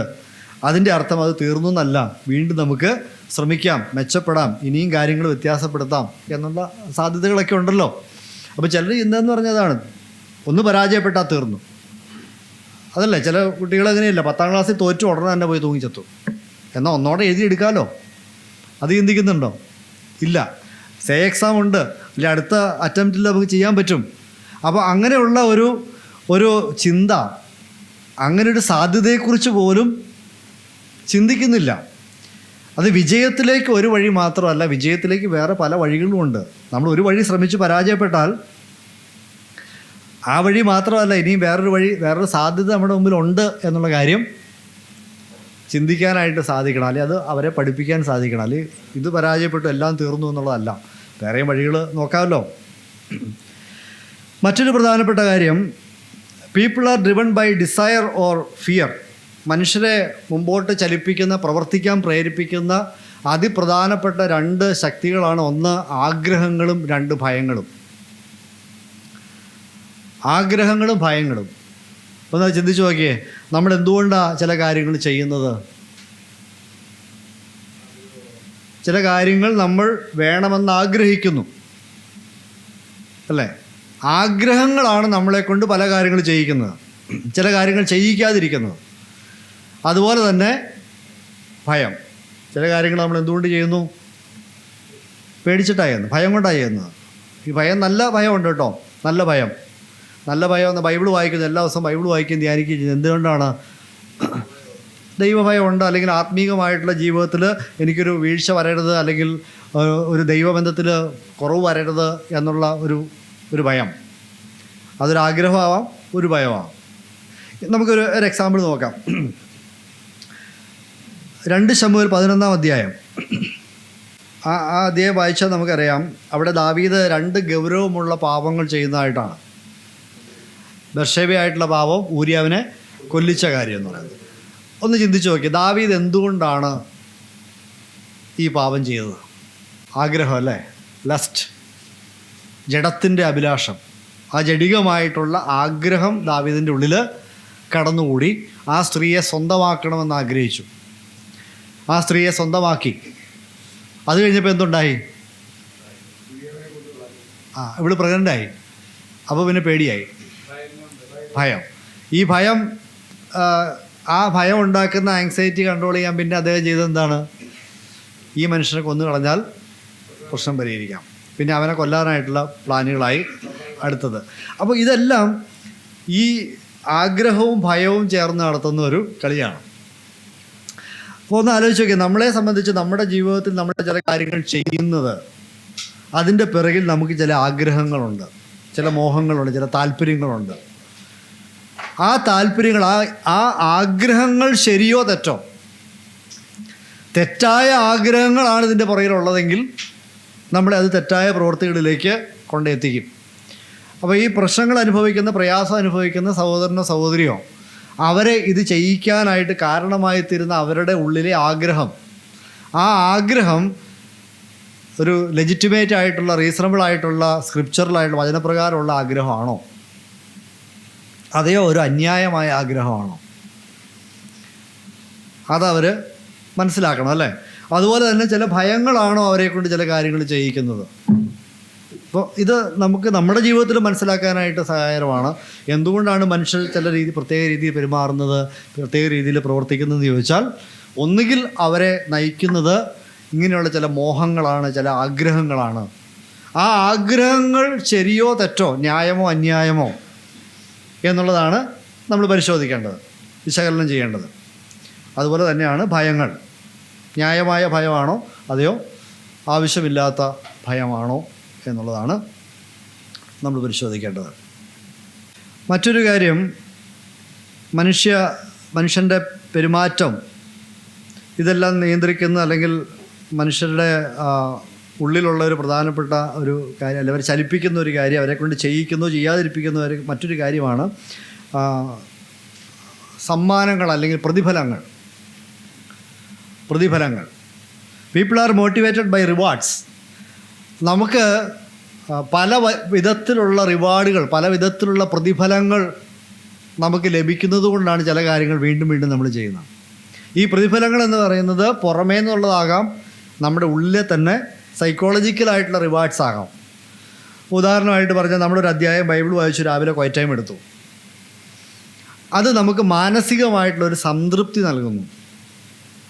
അതൊരു റിവാർഡാണ്, അതൊരു പ്രതിഫലമാണ്. അപ്പോൾ അതുകൊണ്ട് വീണ്ടും നാളെയും ഇത് തന്നെ ചെയ്യാനായിട്ട് നമുക്കൊരു പ്രേരണ ഉണ്ടാകുന്നു. അപ്പോൾ ദൈവത്തിൻ്റെ വചനം വായിച്ചു, ധ്യാനിച്ചു, പഠിച്ചു, നോട്ട് എഴുതി വെച്ചു, നമുക്കതൊരു സംതൃപ്തി നൽകി. സോ നമുക്കത് വീണ്ടും ചെയ്യാനായിട്ടുള്ളൊരു പ്രേരണ ഉണ്ടാകുന്നു. അതുപോലെ തന്നെ നമ്മൾ സഭയിലൊരു ശുശ്രൂഷ ചെയ്തു, ഒരു സങ്കീർത്തനം വായിച്ചു, അല്ലെങ്കിൽ ഏതെങ്കിലും ഒരു ശുശ്രൂഷ ചെയ്തു. അത് കഴിഞ്ഞപ്പോഴത്തേക്കും ഒരു സഹോദരൻ വന്നിട്ട് നമ്മുടെ കയ്യെ പിടിച്ചൊരു, സഹോദര, ഇന്നത്തെ സഹോദരൻ്റെ ശുശ്രൂഷ എനിക്ക് വളരെ അനുഗ്രഹമായിരുന്നു കേട്ടോ, ദൈവം അനുഗ്രഹിക്കട്ടെ. അതൊരു റിവാർഡാണ്, അല്ലേ? അത് പുറത്തുനിന്ന് നമുക്ക് കിട്ടുന്ന ഒരു റിവാർഡാണ്. അപ്പോൾ ഈ മനുഷ്യരെ സംബന്ധിച്ച് പറഞ്ഞാൽ, മനുഷ്യർക്ക് ഇങ്ങനെ റിവാർഡുകൾ വേണം. ഒന്നുകിൽ സൈക്കോളജിക്കലായിട്ടുള്ള റിവാർഡ് വേണം, അല്ലെങ്കിൽ അവർക്ക് പുറമേ നിന്ന് കിട്ടുന്ന റിവാർഡ് ആവശ്യമാണ്. ഇത് ഇല്ലാതെ നമുക്ക് മുമ്പോട്ട് പോകാനായിട്ട് വലിയ പാടാണ്, അല്ലേ? നമ്മുടെ വീട്ടിൽ നമ്മുടെ ഭാര്യ നല്ലൊരു കറി ഉണ്ടാക്കി. ഈ കറി കഴിച്ചിട്ട് നമ്മൾ കയ്യും കഴുകി എഴുന്നേറ്റ് പോയി. ഭാര്യയ്ക്ക് എന്ത് റിവാർഡ് കിട്ടി? അപ്പോൾ അതായത് നാളെയും അടുത്ത ദിവസവും നമുക്ക് നല്ല ആഹാരം ഉണ്ടാക്കി തരണം എന്ന ഒരു തോന്നൽ ഉണ്ടാവില്ലയോ? ഞാൻ ഇത്രയും കഷ്ടപ്പെട്ട് ഇത്രയും കാര്യങ്ങളൊക്കെ ചെയ്ത് ഈ ഭക്ഷണം ഉണ്ടാക്കി ഈ മനുഷ്യൻ്റെ മുമ്പിൽ വെച്ച് കൊടുത്തിട്ട് അദ്ദേഹം അത് കഴിച്ചിട്ട് എഴുന്നേറ്റ് അങ്ങ് പോയി. ഇത് വരുത്തുന്ന മാറ്റം എവിടെയാണ്? നമ്മൾ ആ ഭക്ഷണം കഴിച്ചുകൊണ്ടിരിക്കുക, നമ്മൾ പറയുകയാണെങ്കിൽ ഇന്നത്തെ കറി കൊള്ളാം കേട്ടോ, നല്ല ടേസ്റ്റുണ്ട് എന്നൊരു വാക്ക് പറയുന്നത് അവരെ സംബന്ധിച്ചോളം അത് റിവാർഡിങ് ആണ്. അവർ ചെയ്ത അധ്വാനത്തിന് ഒരു പ്രതിഫലം അവിടെ കിട്ടി. അങ്ങനെ പ്രതിഫലം കിട്ടുമ്പോൾ വീണ്ടും ആ പ്രവൃത്തി തുടരാനായിട്ടുള്ള, ആവർത്തിക്കാനായിട്ടുള്ള സാധ്യതയാണ് കൂടുതൽ. മനസ്സിലായില്ലേ? അതിപ്പോൾ ഏത് കാര്യമാണെങ്കിലും, സഭയിലെ കാര്യമാണെങ്കിലും, സഹോദരന്മാർ അല്ലെങ്കിൽ കുഞ്ഞുങ്ങളെ വളർത്തുമ്പോഴാണെങ്കിലും, മക്കളെ കാര്യമാണെങ്കിലും അവർ ഇരുന്ന് പഠിക്കുന്നത് കണ്ടു. ഈ പഠിക്കുക എന്നുള്ള അവൻ്റെ ഉത്തരവാദിത്തമാണ്. അപ്പോൾ നമ്മൾ മര്യാദയ്ക്ക് പഠിച്ചോളണം എന്നും പറഞ്ഞിട്ട് പോകുക എന്നതിന് പകരം നമ്മൾ അവൻ്റെ അടുത്ത് നിന്ന് അവൻ്റെ തോളത്തൊന്നിട്ടിട്ട് മോൻ പഠിക്കുവാണോ, കൊള്ളാടാ, വെരി ഗുഡ്, ഇങ്ങനെ അങ്ങ് പഠിക്കണം എന്ന് പറഞ്ഞ് രണ്ട് നല്ല വാക്കൊക്കെ പറഞ്ഞിട്ട് പോയാൽ അവനത് നാളെ ഒന്നോടെ പഠിക്കാനായിട്ട് തോന്നും. സഭയിലെ കാര്യം എവിടെയാണെങ്കിലും അതെ. ഈ റിവാർഡ് മനുഷ്യർക്ക് മാറ്റം വരുത്താനായിട്ട് ആവശ്യമാണ്. ജീവിതത്തിൽ മാറ്റങ്ങൾ വരുത്താനായിട്ട് ഒരു പ്രേരണയായിട്ട് ഈ പ്രതിഫലങ്ങൾ മാറേണ്ടത് ആവശ്യമാണ്. അപ്പോൾ ഇത് പറയാൻ കാരണം എന്താണെന്ന് വെച്ചിട്ടുണ്ടെങ്കിൽ, ഒരു കൗൺസിലിംഗ് പ്രോസസ്സിലൂടെ നടന്നു പോകുമ്പോൾ നമ്മൾ ഈ ആളുകളുടെ ചെറിയ മാറ്റങ്ങൾ പോലും ഒന്ന് കണ്ടു എന്ന് വെക്കണം. അതിനെക്കുറിച്ചൊരു നല്ല വാക്ക് പറയണം. ആ നല്ല വാക്ക് അവരെ ആ മാറ്റം തുടർന്നും വരുത്താനായിട്ട് സഹായിക്കുന്ന കാര്യമാണ്. അപ്പോൾ ഭാര്യയും ഭർത്താവും തമ്മിൽ അകന്നിരിക്കുന്നു, നമുക്കത് മനസ്സിലായി, നമ്മളവരെ സഹായിക്കാൻ ഇടപെട്ടു. അപ്പോൾ നമുക്ക് മനസ്സിലായി ഇവർ തമ്മിലുള്ള ആശയവിനിമയത്തിൽ പ്രശ്നമുണ്ട് എന്ന് മനസ്സിലായി. അപ്പോൾ അവരെ നമ്മൾ അതിനായിട്ട് പ്രോത്സാഹിപ്പിച്ചു. നിങ്ങൾ ഒരുമിച്ചിരുന്ന് സംസാരിക്കണം എന്നൊക്കെ പറഞ്ഞു. നമ്മൾ വീട്ടിൽ വിട്ടു. അടുത്ത ആഴ്ച നമ്മൾ വീണ്ടും കണ്ടപ്പോൾ, സൗര കഴിഞ്ഞ ആഴ്ച എങ്ങനെയാണ് സൗകര്യമായിട്ട് ഇരുന്ന് സംസാരിക്കാൻ പറ്റിയോ? കഴിഞ്ഞ ആഴ്ച ഞങ്ങൾ 2 ദിവസം ഇരുന്ന് സംസാരിച്ചു സൗര, ബാക്കി 6 ദിവസം ബാക്കി 5 ദിവസം സംസാരിക്കാൻ പറ്റിയില്ല. കൊള്ളാം, 2 ദിവസം സംസാരിച്ചല്ലോ, നല്ല കാര്യം. 5 ദിവസം സംസാരിച്ചില്ല അല്ലേ? നമ്മൾ സാധാരണഗതിയിൽ കാണുന്നത് എന്താണ്? ഇവർ വരുത്തിയ വീഴ്ചകളെക്കുറിച്ചാണ് നമ്മൾ കൂടുതൽ കാണാൻ ശ്രമിക്കുന്നത്. അങ്ങനെ നമുക്ക് ആരെയും ഹെൽപ്പ് ചെയ്ത് അവർ മുമ്പോട്ട് പുരോഗതിയിലേക്ക് കൊണ്ടുവരാനായിട്ട് ബുദ്ധിമുട്ടായിരിക്കും. എപ്പോഴും ആളുകൾ അവർ ചെയ്യുന്ന കാര്യങ്ങളെ അപ്രീഷിയേറ്റ് ചെയ്യണമെന്ന് ആഗ്രഹിക്കുക, അങ്ങനെ ഒരു അപ്രീസിയേഷൻ കിട്ടണമെന്ന് ആഗ്രഹിക്കും. നമുക്ക് അങ്ങനെയല്ലേ? നമുക്കും അങ്ങനെ ഒരു ആഗ്രഹമില്ലേ? നമ്മളൊരു നല്ല കാര്യം ചെയ്തു, ആരെങ്കിലും ഒന്ന് ഒരു നല്ല കാര്യമായിട്ട് അതിനെ കാണണം എന്ന് പറയുന്നത്. അപ്പോൾ ഇങ്ങനെയൊരു ആവശ്യം മനുഷ്യനുണ്ട്. അപ്പോൾ നമ്മൾ ആളുകളെ സഹായിക്കാൻ ശ്രമിക്കുമ്പോൾ ഈ ആളുകൾക്ക് മാറ്റം വരണമെന്ന് ആഗ്രഹം കാണും. ഈ ആഗ്രഹമുള്ളതുകൊണ്ട് അവർ ശ്രമിക്കും. ഈ ശ്രമിച്ചു കഴിയുമ്പോൾ ചിലപ്പോൾ അവർക്ക് അവരുദ്ദേശിക്കുന്ന പോലെ ഒരുപക്ഷെ പുരോഗമിക്കാനായിട്ട് പറ്റില്ല എന്ന് വരാം. ചിലപ്പോൾ ശ്രമിക്കുമ്പോൾ ഇടയ്ക്കൊന്ന് ഇടറി വീണു എന്ന് വരാം. അപ്പോൾ നമ്മൾ കാണേണ്ടത് അവർ നടത്തുന്ന പരിശ്രമത്തെ കാണാനായിട്ട് ശ്രമിക്കണം. നിങ്ങളതിനു വേണ്ടി ശ്രമിച്ചല്ലോ, എത്തിയോ ഇല്ലയോ എന്നുള്ളത് രണ്ടാമത്തെ കാര്യം. പക്ഷേ യു ആർ ട്രൈയിങ്, അത് നല്ല കാര്യമാണ്. നമുക്ക് പ്രാർത്ഥിക്കാം, ഇനിയും ദൈവം സഹായിക്കും, വീഴ്ചകൾ വന്നൊന്നും കുഴപ്പമില്ല, ഇനി മുമ്പോട്ട് പോകണം എന്ന് പറഞ്ഞ് നമുക്ക് നല്ല വാക്ക് പറഞ്ഞ് ഒന്ന് അഫേം ചെയ്യാനായിട്ട് പറ്റണം. അതായത് ആ മാറ്റത്തെ ഒന്ന് പ്രോത്സാഹിപ്പിച്ച് മുമ്പോട്ട് കൊണ്ടുപോകാനായിട്ട് നമുക്ക് സാധിക്കണം. അപ്പോഴാണ് നമ്മുടെ ഈ കൗൺസിലിംഗ് പ്രയോജനമായിട്ട് തീരുകയുള്ളൂ എന്നുള്ള കാര്യമാണ്. അപ്പോൾ ഇങ്ങനെയുള്ള ഈ മാറ്റത്തെ ഫെസിലിറ്റേറ്റ് ചെയ്യുന്ന, വളർച്ചയെ പ്രോത്സാഹിപ്പിക്കുന്ന തരത്തിലുള്ള പ്രതിഫലങ്ങൾ നമ്മൾ മനുഷ്യർക്ക് നിർലോഭമായിട്ട് കൊടുക്കാനായിട്ട് നമുക്ക് സാധിക്കണം. അത് നമ്മുടെ കുടുംബത്തിലായാലും ശരി, സഭയിലായാലും ശരി, ഇതൊക്കെ ആവശ്യമാണ് അല്ലേ? ഒരു സഹോദരൻ, അദ്ദേഹത്തിന് കുറച്ച് പ്രശ്നങ്ങളുണ്ട്, അദ്ദേഹം ഒരു കൗൺസിലിങ്ങിനായിട്ട് പോയി. ആ കൗൺസിലിങ്ങിനായി പോയി എന്ന് നമ്മൾ കേട്ടാൽ നമ്മൾ എന്താണ് അദ്ദേഹത്തോട് പറയേണ്ടത്? നല്ല കാര്യമാണ് എന്ന് പറയണമല്ലേ? അതിന് പകരം എൻ്റെ പൊന്നു സഹോദരാ, ഈ കൗൺസിലിങ്ങിനൊക്കെ പോയിട്ട് വല്ല കാര്യമുണ്ടോ? പോയിരുന്നു വല്ല ബൈബിൾ വായിക്കുക, പ്രാർത്ഥിക്കുക ചെയ്താൽ പോരെ എന്ന് ചോദിച്ചാൽ തീർന്നു പരിപാടി അല്ലേ? അപ്പോൾ അങ്ങനെ നമ്മൾ ഒരിക്കലും അതിനെ ഡിസ്കറേജ് ചെയ്യുന്ന രീതിയിൽ സംസാരിക്കരുത്. അപ്പോൾ അവർ ചെയ്ത ആ പ്രവൃത്തിയെ മുമ്പോട്ട് കൊണ്ടുപോകാനായിട്ട് പറ്റുന്ന രീതിയിലുള്ള റിവാർഡിംഗ് ആയിട്ടുള്ള വാക്കുകളാണ് നമ്മൾ സംസാരിക്കേണ്ടത്. അപ്പോൾ ആ റിവാർഡ്സ് കിട്ടുമ്പം അവർക്ക് കുറച്ചുകൂടെ വീണ്ടും, നമ്മൾ ഏത് കാര്യമാണല്ലോ അതെ, ആ റിവാർഡിംഗ് ആയിട്ടുള്ള ആ ഒരു കാര്യം വീണ്ടും ചെയ്യാനായിട്ട് നമുക്ക് സ്വാഭാവികമായിട്ടും ഒരു താല്പര്യം ഉണ്ടാവും അല്ലേ? ഹോംവർക്ക് ചെയ്ത് പൂർത്തിയാക്കി കൊച്ചിനൊരു മിഠായി എടുത്തു കൊടുത്തു. അപ്പോൾ പിറ്റേ ദിവസം അവന് ഹോംവർക്ക് ചെയ്ത് പൂർത്തിയാക്കാനായിട്ട് ഉള്ള തോന്നലാണോ ഉണ്ടാകുന്നത്? അതെയോ ചെയ്യണ്ടെന്നാണോ തോന്നുന്നത്? ചെയ്യണം, കാരണം മിഠായി കിട്ടി. രണ്ടാമത്തെ ദിവസം മിഠായി കൊടുത്തു. അപ്പോൾ ആ മിഠായിയാണ് അവന് കിട്ടുന്ന റിവാർഡ്. അത് അവനെക്കൊണ്ട് വീണ്ടും ആ കാര്യങ്ങൾ ചെയ്യാൻ. ഇനി ഈ റിവാർഡിന് പകരം വേദനയാണ് ചിലർ കൊടുക്കുന്നത്. അപ്പോൾ എന്ത് സംഭവിക്കും? അപ്പോൾ ആ പ്രവൃത്തി തുടരാനായിട്ട് സാധിക്കില്ല, അല്ലേ? അതായത് ഇപ്പം ഒരു ഭർത്താവ് കുടുംബത്തിന് വേണ്ടി അധ്വാനിക്കുന്നു. അദ്ദേഹം രാവിലെ മുതൽ വൈകുന്നേരം വരെ കഷ്ടപ്പെടുന്നു, കുടുംബത്തിലേക്ക് ആവശ്യമായ സാധനങ്ങളൊക്കെ വാങ്ങിക്കുന്നു, എല്ലാ കാര്യങ്ങളും ചെയ്യുന്നു. അദ്ദേഹത്തിന് വലിയ വിദ്യാഭ്യാസവും പഠിപ്പും കാര്യങ്ങളൊന്നും ഇല്ലയെന്ന് കൂട്ടുക. അദ്ദേഹം വീട്ടിൽ വന്ന് ഇരിക്കുന്ന സമയത്ത് ഈ ഭാര്യ ഇദ്ദേഹത്തിൻ്റെ അധ്വാനത്തെ നല്ല വാക്ക് പറഞ്ഞില്ല എന്ന് മാത്രമല്ല, എന്താണ്, അപ്പുറത്തെ വീട്ടിലെ ചേട്ടനും നിങ്ങൾ ചെയ്യണ പണിയല്ലേ ചെയ്യണം, ആ പുള്ളി ഇതിന് ബൈക്ക് വാങ്ങിച്ചു, നിങ്ങൾ എന്നെ കാണിക്കാനേ പണിയാൻ നടക്കണം. ആ അധ്വാനത്തിന് ആ ഭാര്യ ഇട്ട ഒരു മാർക്കാണ്, അല്ലേ? അപ്പോൾ അദ്ദേഹം ചെയ്ത കഠിനാധ്വാനത്തെക്കുറിച്ച് നല്ല വാക്ക് പറഞ്ഞില്ല. വേണ്ട, വരുമ്പോൾ ഒരു ചൂട് ചായ ഉണ്ടാക്കിക്കൊണ്ട് കൊടുത്താൽ ഒരു റിവാർഡാണ്. അത് പറഞ്ഞില്ല എന്ന് മാത്രമല്ല, അതിന് പകരം അദ്ദേഹത്തിന് ബുദ്ധിമുട്ടുണ്ടാക്കുന്ന രീതിയിൽ, ശിക്ഷ കൊടുക്കുന്ന രീതിയിലുള്ള കാര്യങ്ങളാണ്, വേദന ഉണ്ടാക്കുന്ന രീതിയിൽ. അപ്പോൾ അങ്ങനെയുള്ള കാര്യങ്ങൾ ചെയ്യുമ്പോൾ അദ്ദേഹത്തിന് വീണ്ടും അധ്വാനിക്കാനും കുടുംബത്തിൻ്റെ കാര്യം നടത്താനുമായിട്ടുള്ള ഒരു പ്രേരണ നഷ്ടപ്പെടുകയെന്ന്. അത് നമ്മുടെ എല്ലാ കൗൺസിലിംഗ് പ്രോസസ്സിലും അതാണ്. ഒരു കൗൺസിലിംഗ് നമ്മൾ ഒരു വട്ടം സംസാരിച്ചു, സാധാരണഗതിയിൽ സംസാരിച്ച് കഴിയുമ്പോൾ നമ്മൾ ചിലപ്പോൾ ഒരാഴ്ച കഴിഞ്ഞ് വീണ്ടും വരാൻ പറയും, അല്ലെങ്കിൽ ചില അസൈൻമെൻറ്റ്സ് കൊടുക്കുക, ഇന്ന കാര്യങ്ങൾ ചെയ്തിട്ട് ഒന്ന് ചെയ്ത് നോക്കിയിട്ട് വാ എന്ന് പറയും. അപ്പോൾ വരുമ്പോൾ മിക്കവാറും കാര്യമായ പുരോഗതിയൊന്നും ചിലപ്പോൾ ഉണ്ടായെന്ന് വരില്ല.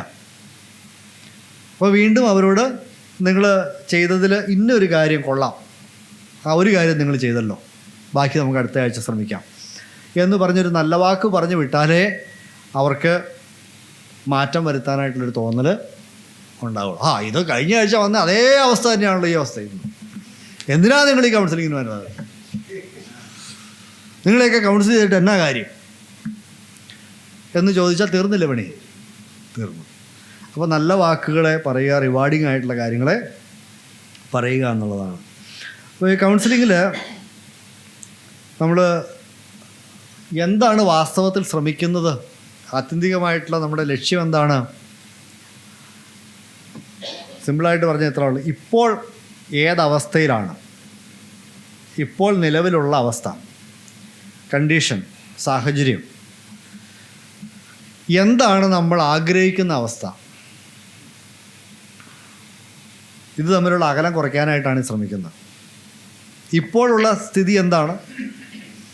ഒരു എക്സാമ്പിളായിട്ട് പറഞ്ഞാൽ നമ്മുടെ മക്കളുടെ പഠനത്തിൽ വളരെ ശ്രദ്ധിക്കുന്നില്ല, ഒരു 50-60% മാർക്കേ ഉള്ളൂ.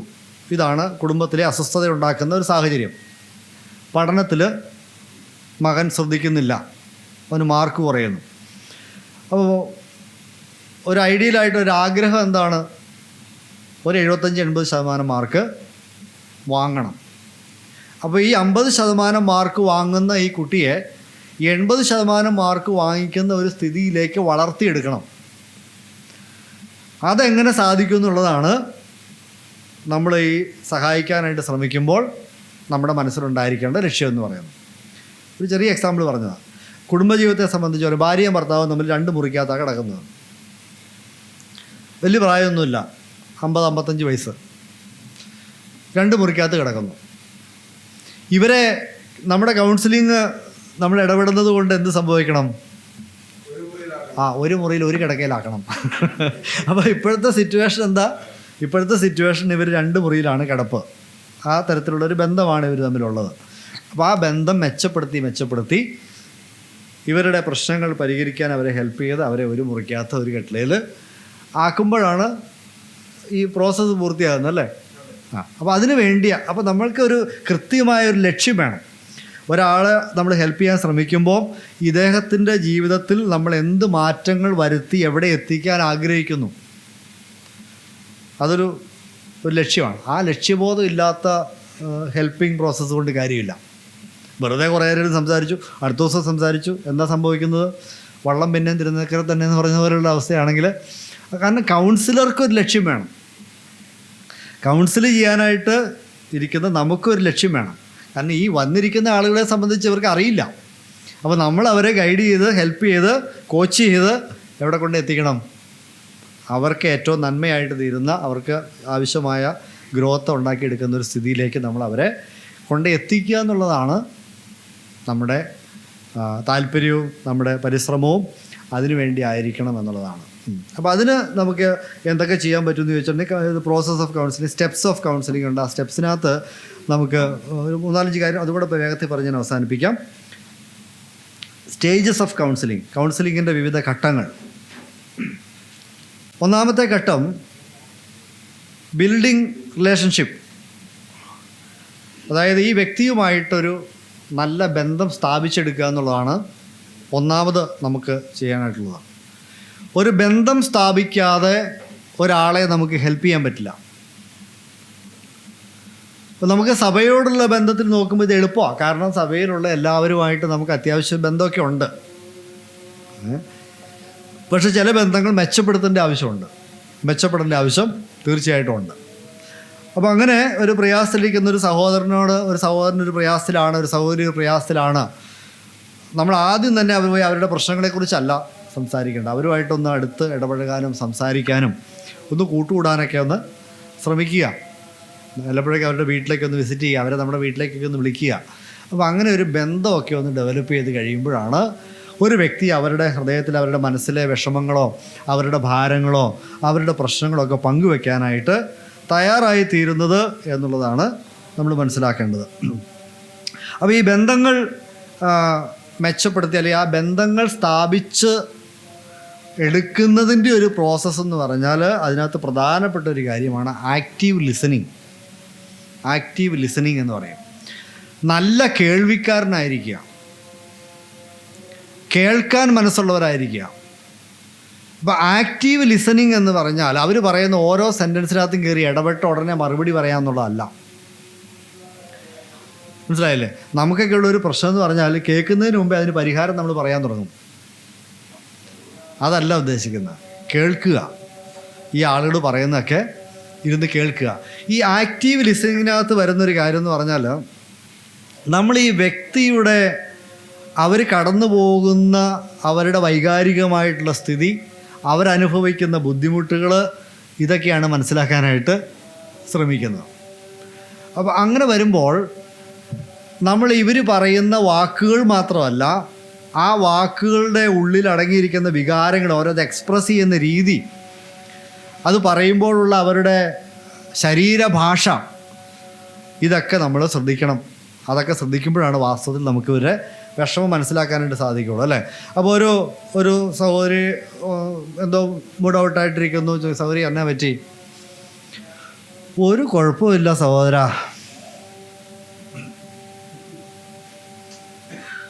അപ്പം എഴുതി വെച്ചു, ഒരു കുഴപ്പവുമില്ല സഹോദരൻ. പിന്നെ എന്നാ കുഴപ്പം? പക്ഷെ ആ പറഞ്ഞ ടോൺ നമ്മളോട് പറഞ്ഞ കാര്യം എന്താ? കുഴപ്പമുണ്ടെന്നല്ലേ അല്ലേ? കുഴപ്പമുണ്ടെന്നല്ലേ പറഞ്ഞേ? അല്ലെങ്കിൽ ഇടയ്ക്ക് 2 ദീർഘശ്വാസം അങ്ങോട്ടു. അപ്പോൾ അവിടെ ഒരു കമ്മ്യൂണിക്കേഷൻ നടന്നതല്ലേ, എന്തോ ഒരു കുഴപ്പം എവിടെയോ ഉണ്ട്. അപ്പോൾ നമ്മുടെ ലിസണിങ് ആക്റ്റീവ് അല്ലെങ്കിൽ നമ്മൾ ഈ ദീർഘശ്വാസം വിട്ടുകളയും, ആ സംസാരത്തിൻ്റെ ടോണ് വിട്ടുകളയും ഒക്കെ നമുക്ക് നഷ്ടപ്പെട്ടു പോകും. അവർ ഉപയോഗിക്കുന്നതിൻ്റെ വാക്കുകൾ കാണും, അവരുടെ ഫീലിംഗ് എക്സ്പ്രസ് ചെയ്യുന്ന, അവരനുഭവിക്കുന്ന വിഷമങ്ങൾ അവതരിപ്പിക്കുന്ന ചില വാക്കുകൾ കാണും. ആ വാക്കുകളൊക്കെ നമ്മൾ ശ്രദ്ധിക്കണം, എന്നെങ്കിലേ നമുക്ക് അവരുടെ വിഷമം മനസ്സിലാക്കാനായിട്ട് സാധിക്കുകയുള്ളൂ. അപ്പോൾ ഈ ആക്റ്റീവ് ലിസണിങ്ങിൻ്റെ ഭാഗമായിട്ട് ഇവർ നമ്മളോട് പറഞ്ഞ കാര്യം വാസ്തവത്തിൽ അത് തന്നെയാണോ നമുക്ക് മനസ്സിലായത് എന്നുള്ളത് നമ്മൾ ഉറപ്പിക്കണം. അതെങ്ങനെയാണ്? നമ്മൾ അവരോട് തിരിച്ച് പറയണം. എങ്ങനെ പറയണമെന്ന് അറിയാം? ഉദാഹരണമായിട്ട് പറഞ്ഞാൽ, ഒരു സഹോദരൻ പറയണം, സഹോദര ഇങ്ങനെ കുറച്ച് ദിവസമായിട്ട് വല്ലാത്തൊരു പ്രയാസത്തിലാണ്, വീട്ടിലാകപ്പാടെ ഒരു സമാധാനമില്ല, പല കാര്യങ്ങളും ഇങ്ങനെ കുഴഞ്ഞു പറഞ്ഞ് കിടക്കുകയാണ്, പിള്ളേരുടെ കാര്യം ഓർക്കുമ്പോൾ ഒരു സ്വസ്ഥതയില്ല, പ്രാർത്ഥിക്കാനും തോന്നുന്നില്ല, ബൈബിൾ വായിക്കാനും തോന്നുന്നില്ല. അപ്പോൾ നമുക്ക് എന്ത് മനസ്സിലായി? അപ്പോൾ നമ്മൾ അദ്ദേഹത്തോട് അദ്ദേഹം പറഞ്ഞത് തിരിച്ച് അങ്ങോട്ട് പറയണം, സഹോദര. അപ്പോൾ സഹോദരൻ പറഞ്ഞത് സഹോദരന് കുറച്ച് നാളുകളായിട്ട് മാനസികമായിട്ടും ആത്മീകമായിട്ടും ഒക്കെ എന്തൊക്കെയോ പ്രയാസങ്ങളിലൂടെയാണ് കടന്നു പോകുന്നതെന്നാണല്ലോ പറഞ്ഞത്. അതെ സഹോദര, അതാണ് ഞാൻ പറഞ്ഞത്. അപ്പം നമ്മൾ മനസ്സിലാക്കുന്നുണ്ട് എന്ന് മനസ്സിലായാൽ ഇവർ അടുത്ത ലെവലിലേക്ക് നമ്മുടെ മനസ്സിലേക്ക് വരും. അപ്പോൾ നമുക്ക് മനസ്സിലാകുന്നുണ്ട്, നമ്മൾ ശ്രദ്ധിക്കുന്നുണ്ട്, ഇവരെ മനസ്സിലാക്കാനായിട്ട് നമ്മൾ ശ്രമിക്കുന്നുണ്ട് എന്നത് അവരെ വീണ്ടും തുറന്നു പറയാനായിട്ട് പ്രോത്സാഹിപ്പിക്കുന്ന ഒരു കാര്യമാണ്.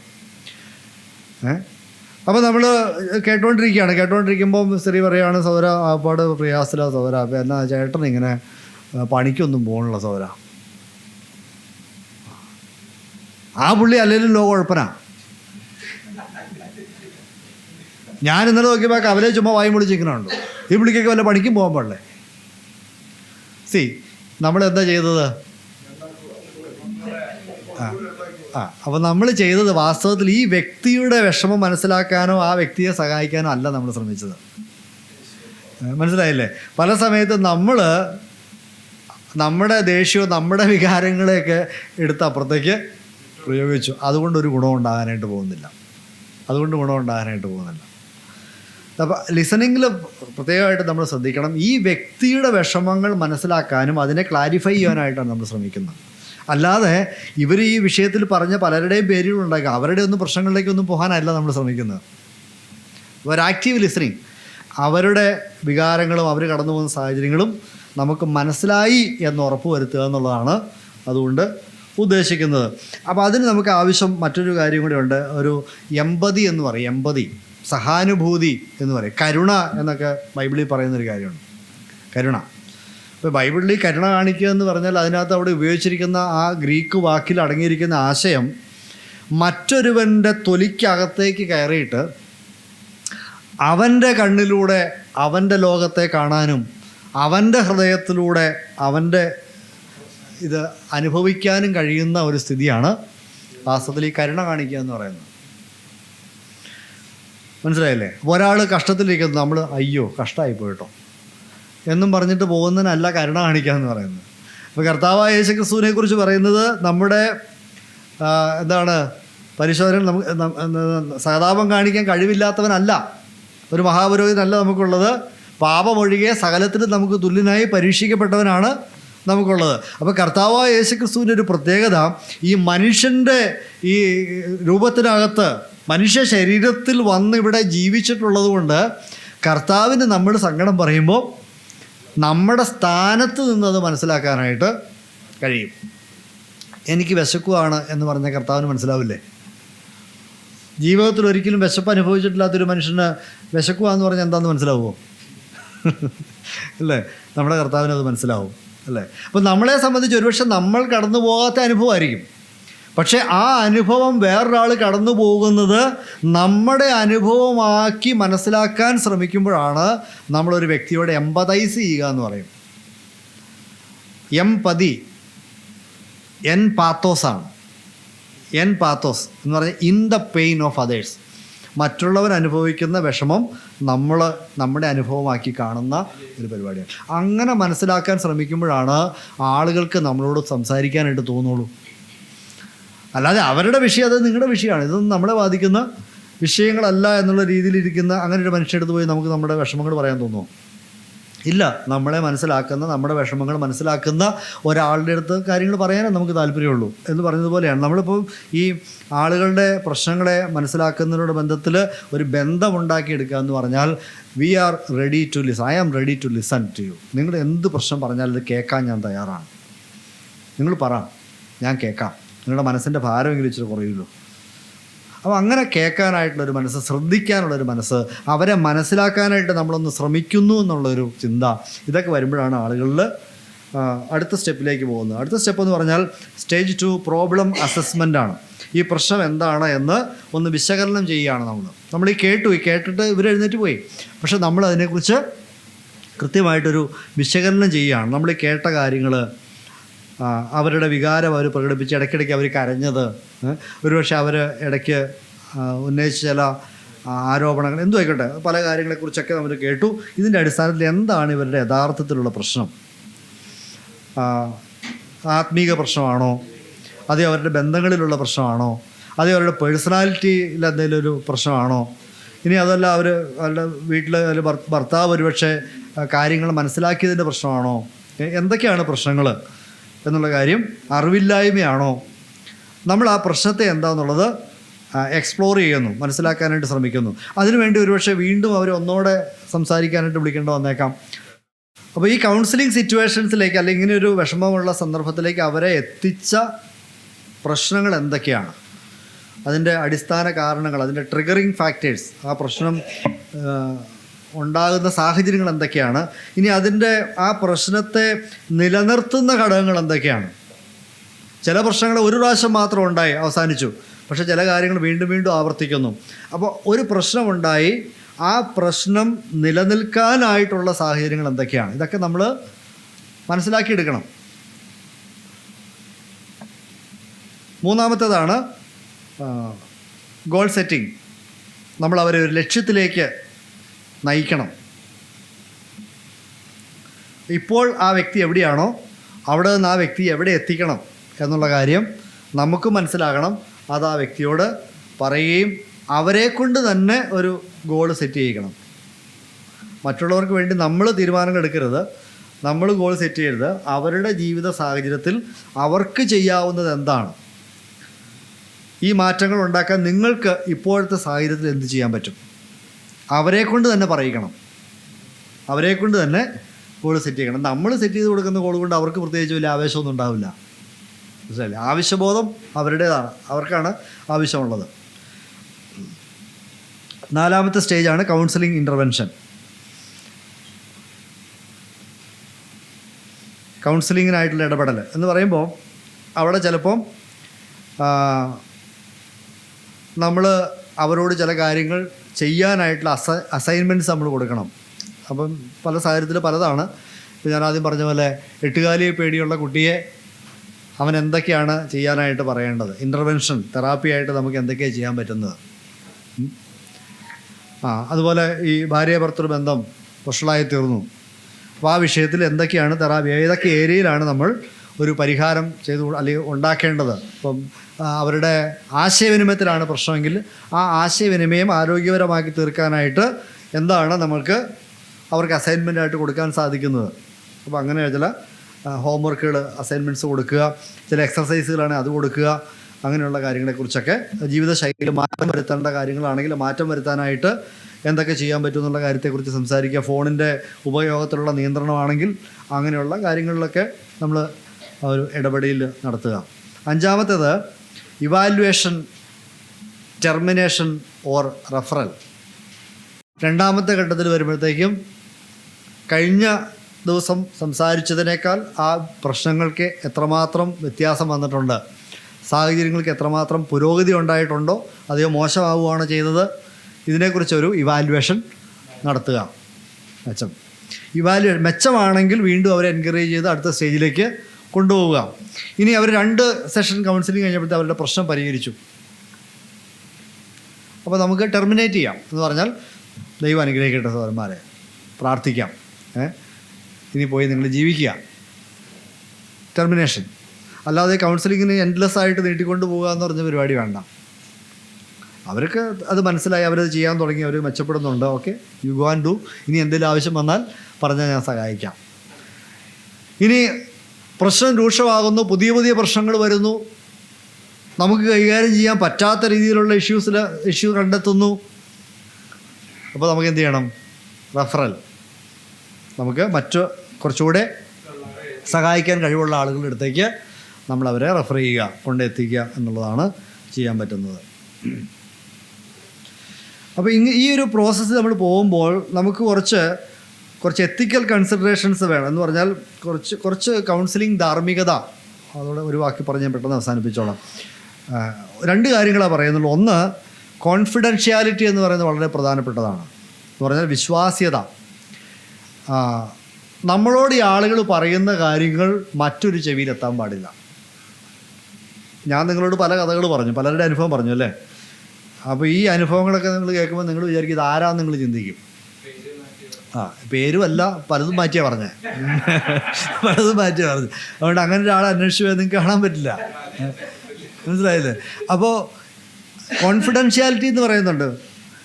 ഞാൻ ആ സഹോദരനോട് എൻ്റെ ജീവിതത്തിൽ ചില കാര്യങ്ങൾ പറഞ്ഞു, അതിപ്പോൾ നാട്ടുകാർ മുഴുവൻ അറിഞ്ഞു, വേറെ ആരും അറിയേണ്ട ആവശ്യമില്ല, അപ്പോൾ ഞാനൊക്കെ ചിന്തിക്കാറില്ല, എൻ്റെ അടുത്ത് വന്നിരുന്ന പല വിശ്വാസികളും പങ്കുവച്ച കാര്യങ്ങൾ വേറെ ആരെങ്കിലും അറിഞ്ഞാൽ എത്രയോ കുടുംബങ്ങൾ തകർന്നു പോകുന്നറിയാം. എത്രയോ ആളുകളെ സഭയിൽ നിന്ന് പുറത്താക്കേണ്ടി വരും ചില സമയത്ത്. പക്ഷെ നമുക്ക് പറയാൻ പറ്റില്ല, കാരണം അവരവരുടെ ജീവിതത്തിൻ്റെ ഇത് വലിയ ഒരു പ്രതിസന്ധിയാണ് നമ്മുടെ മുമ്പിൽ കൊണ്ടുപോയി അവതരിപ്പിച്ചത്.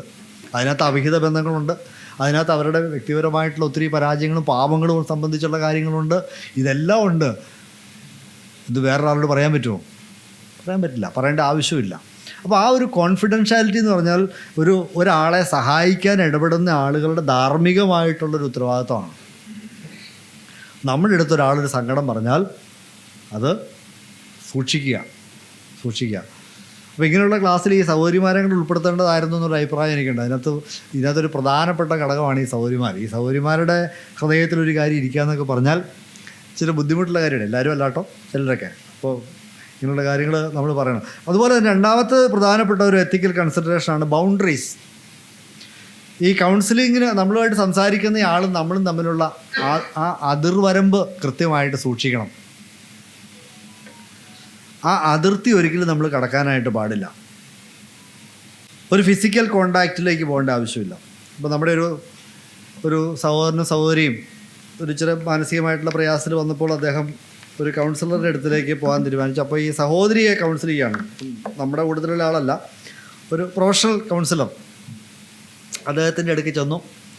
അപ്പോൾ ഈ സഹോദരിയെ ഇദ്ദേഹം കൗൺസിൽ ചെയ്യുന്നതിൻ്റെ ഇടയ്ക്ക് ഇദ്ദേഹത്തിൻ്റെ കൈ ഇടയ്ക്കിടയ്ക്ക് ഈ സഹോദരിയെ തലോടുന്നുണ്ട്, കയ്യെ പിടിക്കുന്നുണ്ട്. അപ്പോൾ ഈ സഹോദരി വന്നിട്ട് പറഞ്ഞു, ഇനി മേലെ എന്നെ ആ പുള്ളിയുടെ അടുത്തേക്ക് വിട്ടേക്കരുത്. കാരണം വല്ലാത്ത ഇറിറ്റേഷനാണ്. ഈ പുള്ളി എന്തിനാ എൻ്റെ മേത്ത് കൊടുന്നത്? എന്തിനാ മേത്ത് കൊടുന്നത്? അതിൻ്റെ ആവശ്യമുണ്ടോ? അപ്പോൾ നമ്മുടെ അടുത്ത് വന്നിരിക്കുന്ന ആൾ അവർ ആണുങ്ങളായിക്കോട്ടെ പെണ്ണുങ്ങളായിക്കോട്ടെ, പുരുഷന്മാരോ സ്ത്രീകളോ ആരും ആയിക്കോട്ടെ, നമ്മൾ അവരെ സ്പർശിക്കുന്ന കാര്യം വളരെ സൂക്ഷിച്ചോളണം. എന്ന് പറഞ്ഞാൽ നമുക്ക് ചിലപ്പോൾ തോന്നും ഒരു ആശ്വസിപ്പിക്കാൻ തലയിലേക്കൊന്ന് തലോടാൻ ചിലപ്പോൾ തോന്നിയെന്ന് വരും. പക്ഷേ അതിനൊന്നും പോകേണ്ട ആവശ്യമൊന്നും നമുക്ക് ഇല്ല. അതായത് ആവശ്യമില്ലാത്ത അറ്റാച്ച്മെൻറ്റിലേക്കൊന്നും നമ്മൾ പോകേണ്ട ആവശ്യമില്ല. ഈ ആളുകളുടെ പ്രശ്നങ്ങൾ കേട്ട് കഴിയുമ്പോഴത്തേക്ക് അയ്യോ ഈ പ്രശ്നങ്ങൾ മുഴുവൻ ഏറ്റെടുക്കാനായിട്ടുള്ള ഒരു തോന്നലൊക്കെ ചിലപ്പം ചിലർക്കുണ്ടാവും. നമ്മൾ കയറി അങ്ങ് ഇമോഷണലി അങ്ങ് ഇൻവോൾവായി പോകും, അല്ലേ? എന്ന് പറഞ്ഞാൽ ഇപ്പോൾ ഒരു സഹോദരി, ആ സഹോദരിയുടെ ഭർത്താവിൻ്റെ മദ്യപാനം കൊണ്ടുണ്ടാക്കുന്ന പ്രശ്നങ്ങളെക്കുറിച്ചും എല്ലാം പറഞ്ഞ് ഇവരുടെ ആകുതകളെല്ലാം പറഞ്ഞ് കഴിയുമ്പോഴത്തേക്ക് എൻ്റെ സഹോദരി ഞാൻ ആ പുള്ളിക്കിട്ട് 4 കൊടുക്കട്ടെ എന്ന് ചിലപ്പോൾ ചോദിക്കും. നമ്മൾ ഞാനിത് കൈകാര്യം ചെയ്യട്ടെ സഹോദരി എന്ന് ചിലപ്പോൾ നമ്മൾ ചോദിച്ചു. കാരണം നമ്മൾ വൈകാരികമായിട്ട് വല്ലാതെ അങ്ങ് തിളച്ച് കയറി ഈ പുള്ളിയുടെ മെനകേടുകൾ എന്ത് ചെയ്യാൻ പറ്റും? ഒന്ന് ആലോചിച്ച് നോക്കിയേ. ഒരു സഹോദരി അദ്ദേഹത്തിൻ്റെ വിഷമങ്ങൾ പറയുകയാണ്. ഈ മനുഷ്യൻ കുടിച്ചിട്ട് വന്നു കഴിഞ്ഞിട്ടുണ്ടെങ്കിൽ തെറി തന്നെ പറയുള്ളൂ എന്ന് മാത്രമല്ല, അദ്ദേഹം ഞങ്ങൾ കിടക്കുന്ന ബെഡേക്കട കയറി ഇങ്ങനെ മൂത്രം ഒഴിച്ചുകൊണ്ട് നടക്കും.